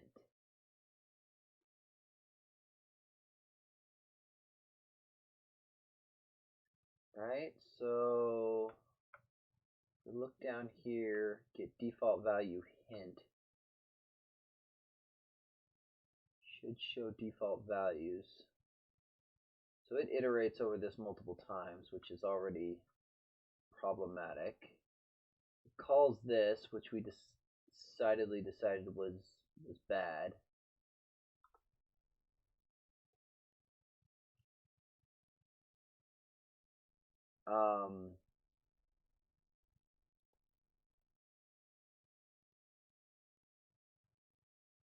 So let's break this up a little bit. So I think what we want to do is this needs to move out of a local function because we're going to want to use this in more than one place. This is coming out. I'll move it down a little bit. All right, and so this will be protected.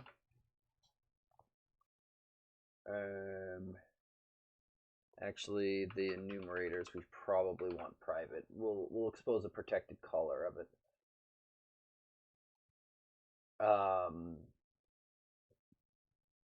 Which is fine. But then this guy here, what we want to do is, let's see, what is it doing? If defaultable argument count is greater than 0, so if any arguments build up a default hint. And we know from looking at the past that this thing is just going to do a string join on it. Right, from the symbol description. So I think what we do is we convert this into something more akin to, let's see, private static, let's see, arguments description. Right, so this is going to come in here, and this is ultimately going to be symbol.arguments, which is an I read-only list. So we can convert this real quick. Read-only list of arguments. Probably downgrade that later.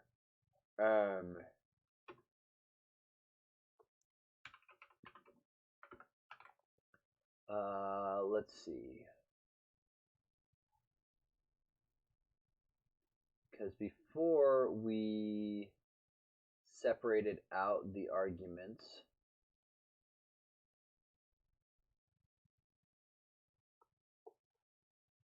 beforehand,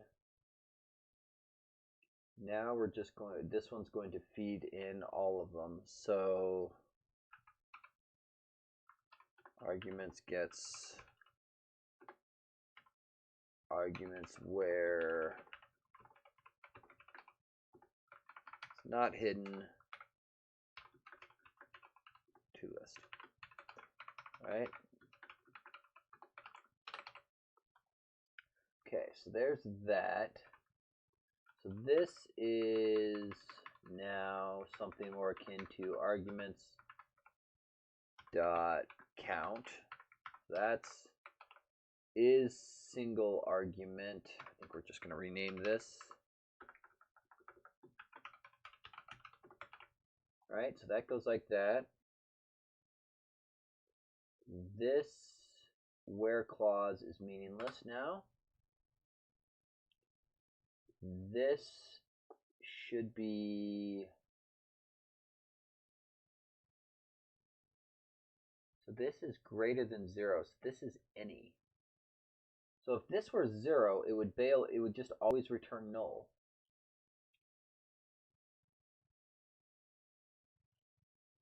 Okay, we don't need to do that.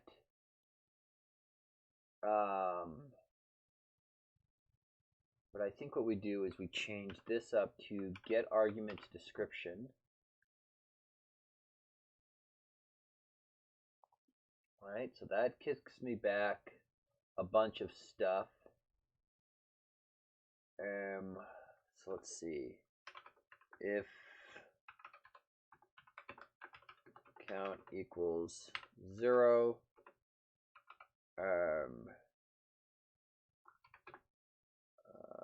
how about yield break?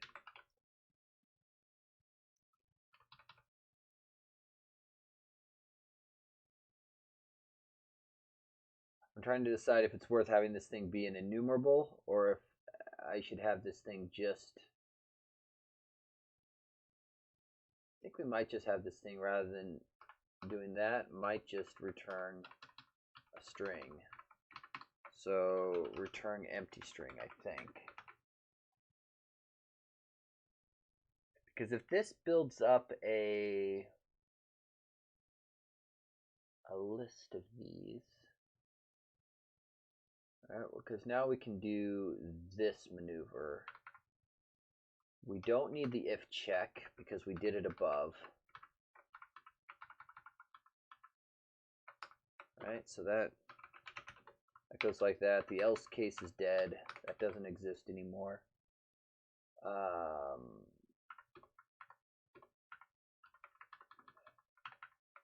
We don't need this because this just becomes arguments count equal to 1. All right, that gives me the descriptions.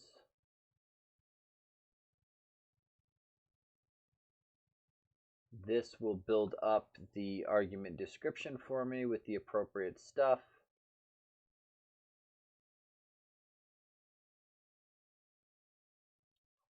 One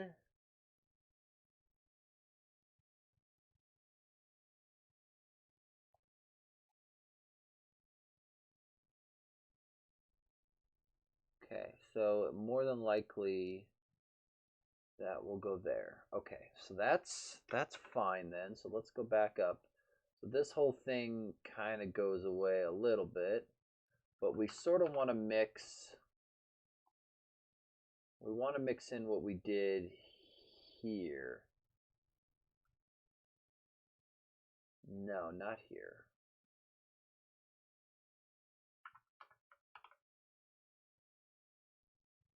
What we started to do, because we only want to join these things together.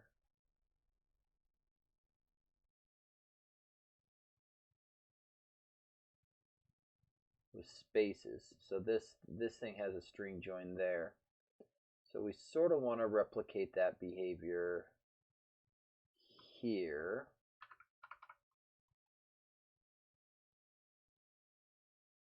Where we combine those. Oh, did we accidentally drop the arguments description stuff? Oh, get arguments description.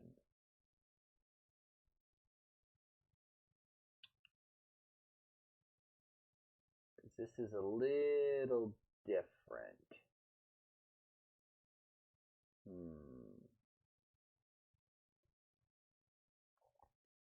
Because this one is using this argument description, and we don't actually want that in this case.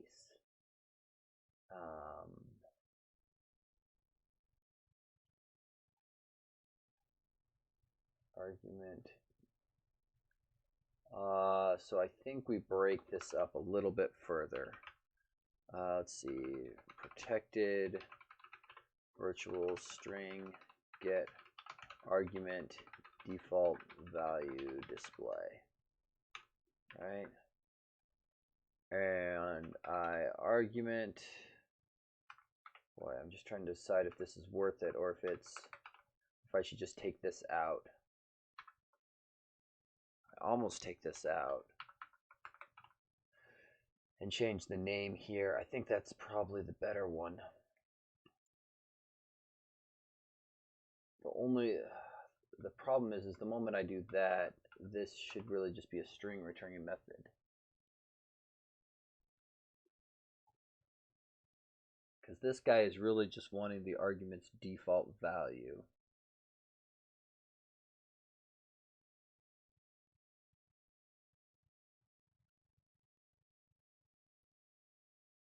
Boy, is the other one handling the null case or the empty case? Should show default value hint. This must be doing. Oh, that's where that is. So that's the filter that it's using. And then default value hint is that garbage. So there, okay. So that's how that goes together. So it is preemptively checking it.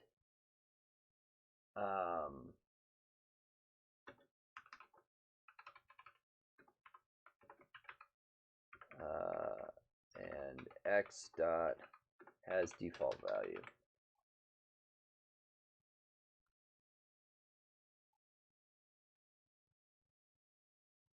Is that equivalent? Because before it was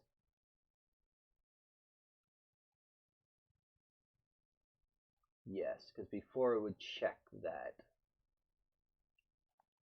on all of them. Because I subtly dropped that as part of the initial where clause.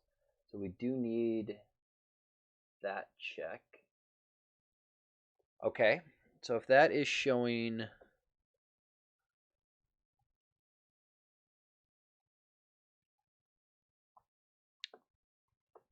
Let's just break this up then.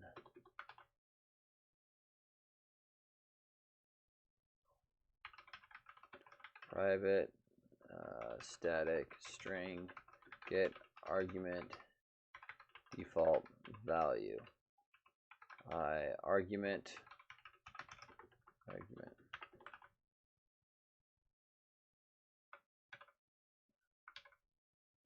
Let's see. Bool is single argument. Let me just drop that. Drop that. Drop the else.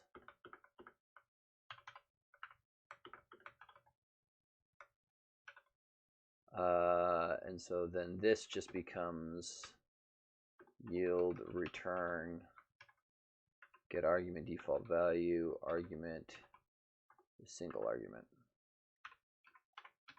So that goes away, simplifies that. This becomes get argument default value, and those all get dumped in. We need a resource for this. Let's see, help argument default value.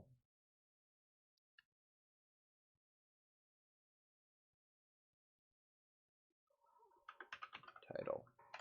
I don't know what to call that.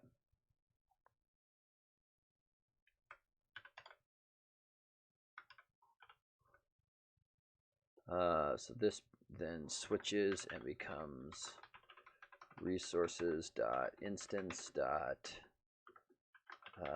help oh,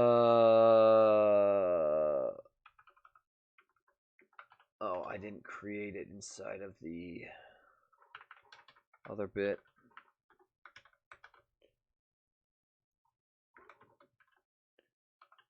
Help arguments default title.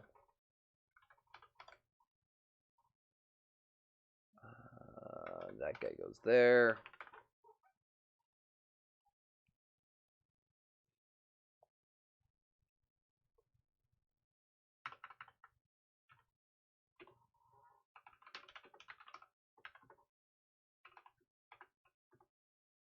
I think it's probably cleaner to do this rather than having the big long concatenation. That way it's clear what the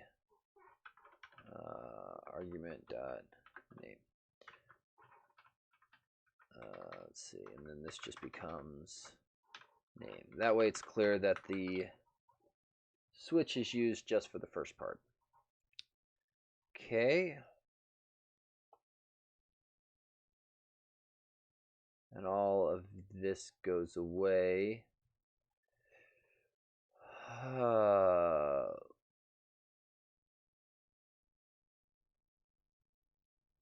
And so we then need to figure out the options description, or the identifier symbols description gets joined. Let's see.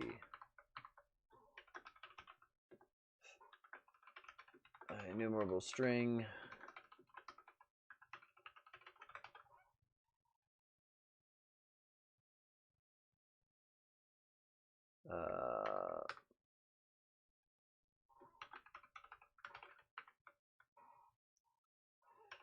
If and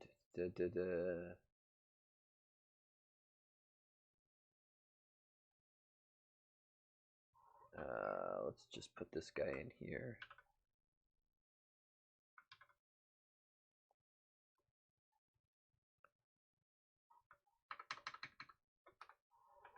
Symbol. So if not string. Oh, I guess I'm gonna have to end up doing what I did before. String description gets symbol description. It's not null or white space.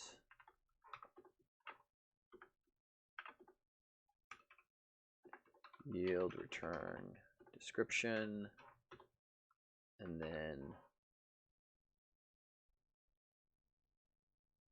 No, it is not null or white space. And then this guy here, string arguments, description gets get arguments, description symbol dot arguments.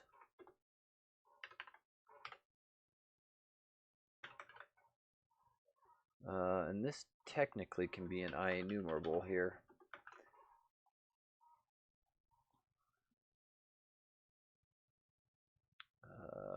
Let's see. But I have to rename this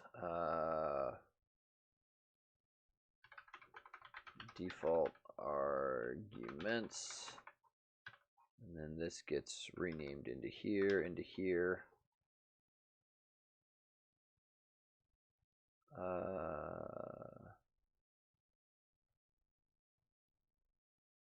Why do you think that's a method group? Oh, because I subtly changed the type. Got it.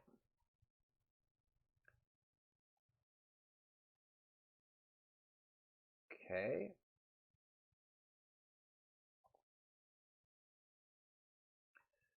So that goes about like that. And then if not string is null or white space,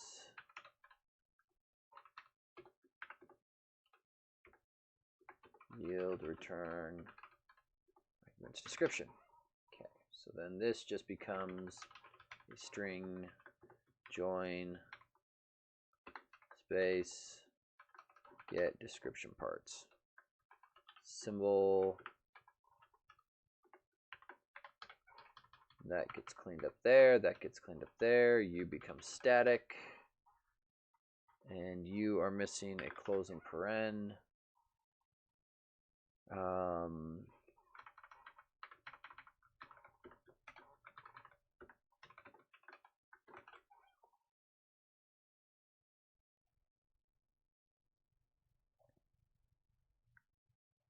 It is interesting that this guy's descriptor would get used in multiple places. Because it's going to look at the arguments here, pull the descriptor out, right? And tack it in as part of the invocation string. But then down here, it's going to pull the arguments off the symbol again.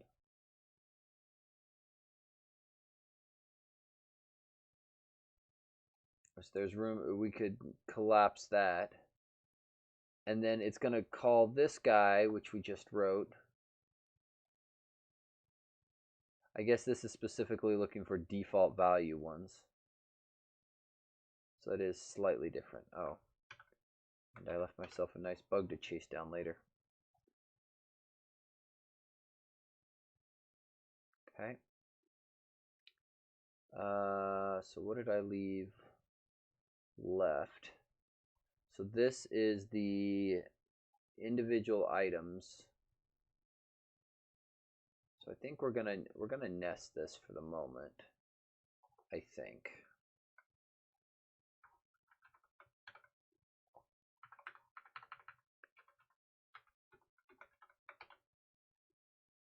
There's a distinct colon here, but I don't believe that is overly relevant.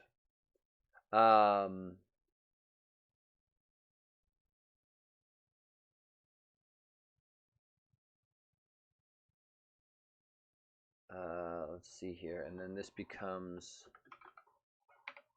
the render as columns.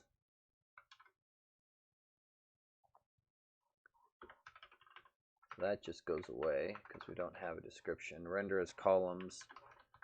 Currently, that method's called getFoo.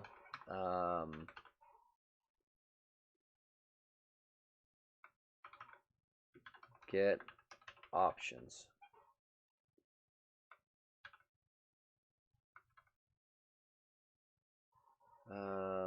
What is this doing, and why can this not just be an IEnumerable?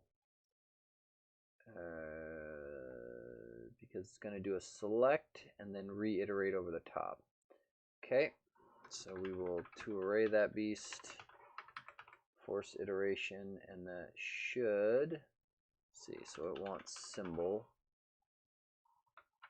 which is actually going to be command, which begs the question, wait a minute.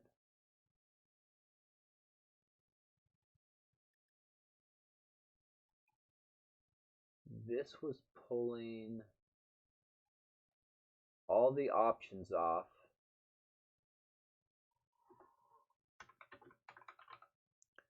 Select many, because we really want to pass the options in here.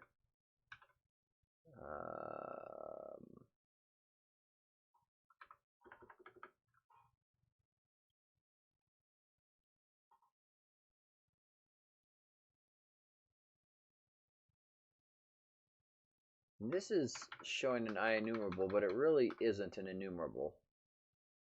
It's really just a single return. There's not multiple things in here being iterated over. Which means that goes like that.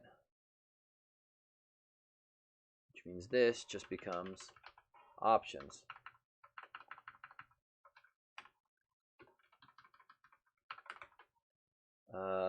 And we drop that, and it goes like that.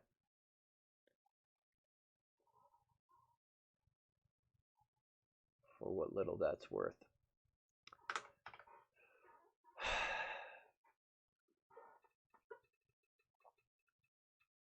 Is this better? Is this better?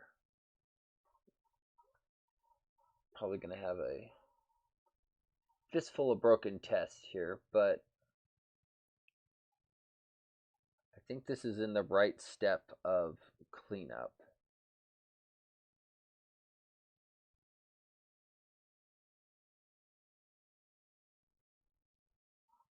And this should probably be static.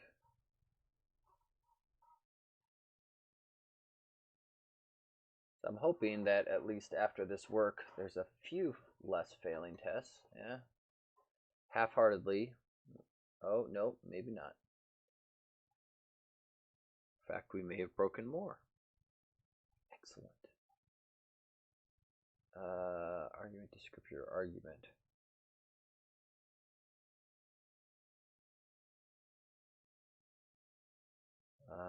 What? Static cannot contain call to this or base.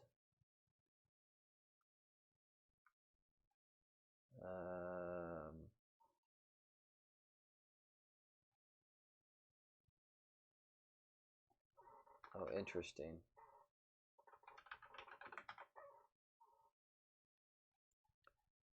There.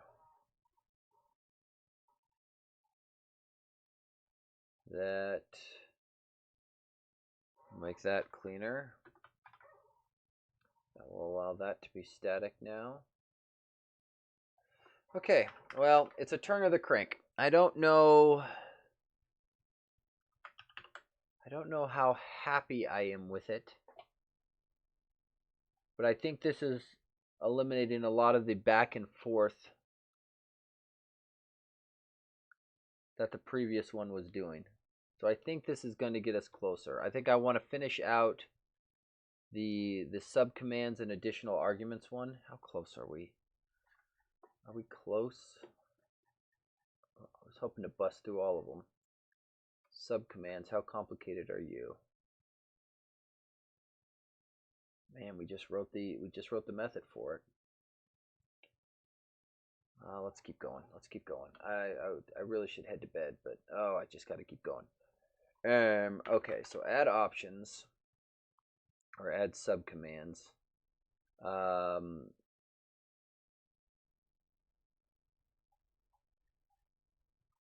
Let's pull you out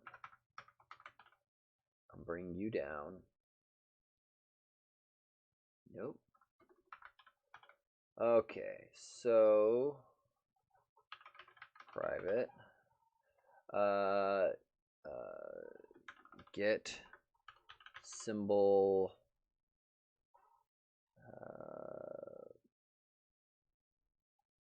parts. I don't know what to call it. Boom. So something like that. I thought we added a resource for. Oh, help options required. I added it. I just didn't swap it out apparently.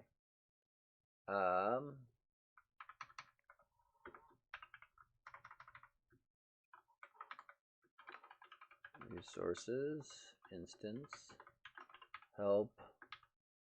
Oh, options required.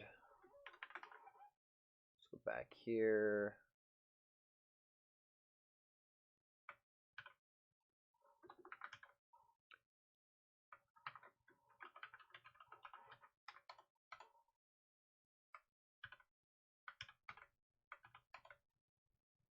Okay, so that cleans up that localizability bit here. This ends up looking like this. And let's just grab this little bit.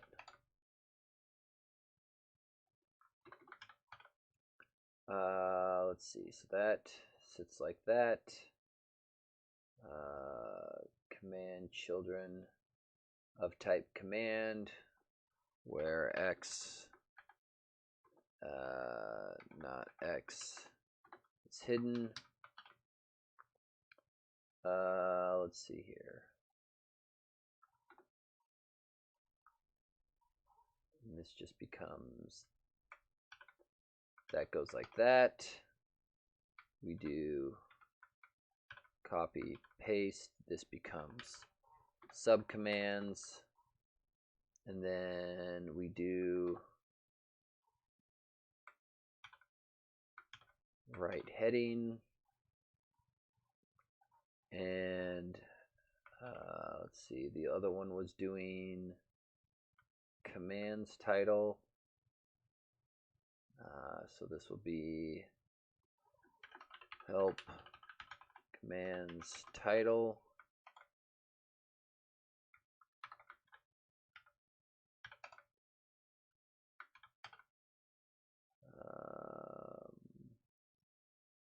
A little surprised I didn't do one for options. Oh, I did.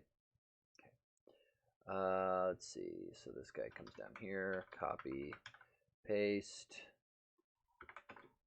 help commands title.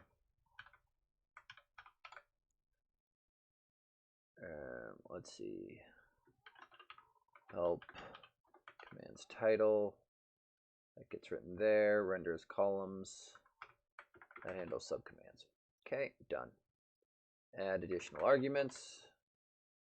What does that one do?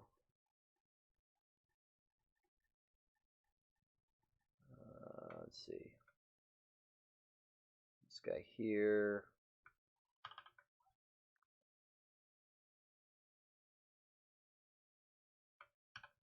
This one is probably the simplest of all.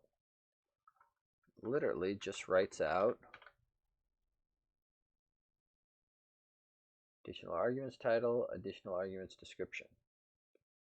So this is literally just a right heading call with a couple resources. So additional arguments title. We'll grab that, add that in, help additional arguments title, and then do the other one. Do help additional arguments description. Boom. That gets both of those in.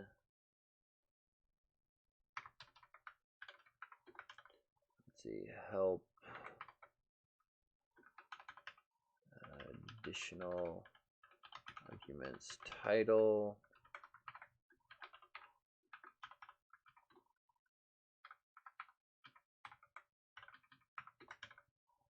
this just becomes description,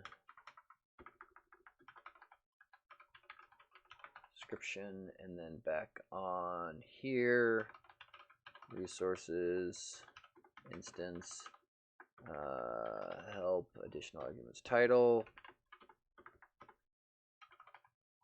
resources, instance, help.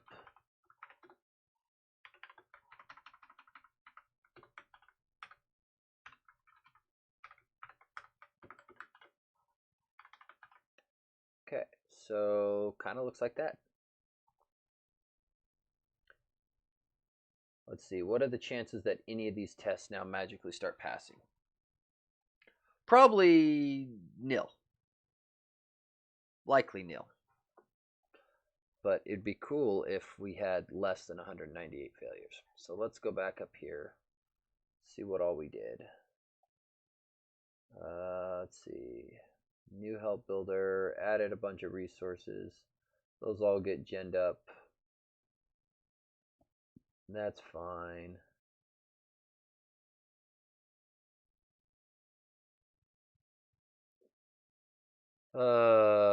That's fine for now, but that's ultimately going to need to get changed. Still 198 failures. So awesome. So we have not resolved any errors by actually doing that work. So then it will be the long slog of figuring out why these tests fail.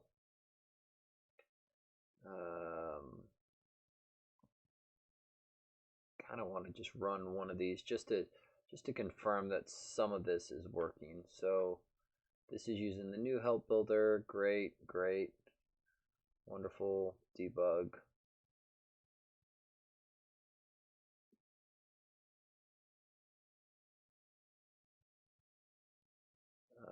Sequence contains no matching elements.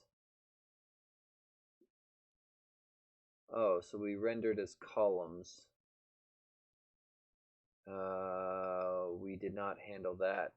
So if items.length is 0, return. Okay, let's see if that gets us any further.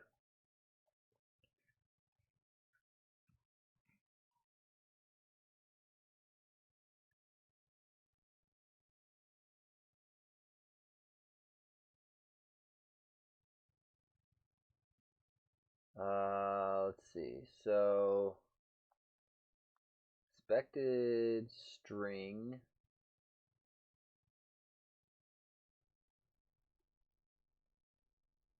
Let's see. Is usage new line.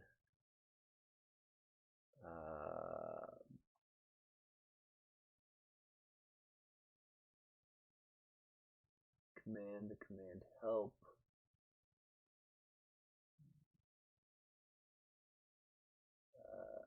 To contain usage test host the command options arg. So we do have some stuff that's broken. So lots of stuff broken, but I think I'm gonna call it for tonight because I think I'm gonna lose my sanity if I don't. So create branch here, we'll put fix, and let's go and grab that issue number.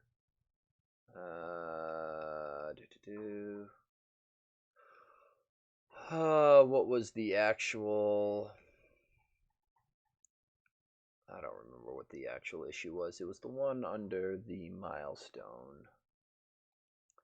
That was reorganize help layout. Because this was...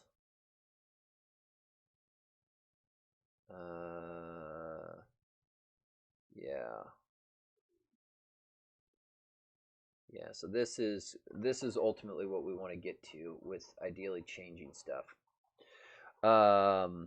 Okay, so we're going to call this 1174. We're nowhere close to it, but we are in a direction. So stage all changes, whip and push that guy out to my repo. So if anybody is interested or wants to continue on with this, you are more than welcome to do so. It should give me a link. So if anybody's interested, there's the branch. And I am not offended if anybody wants to say I'm crazy or do something better, but at least if somebody wants the code as written tonight, it is there. With that, though, I think I'm going to say thank you for coming, everyone. Happy coding, and we'll see everyone again next week.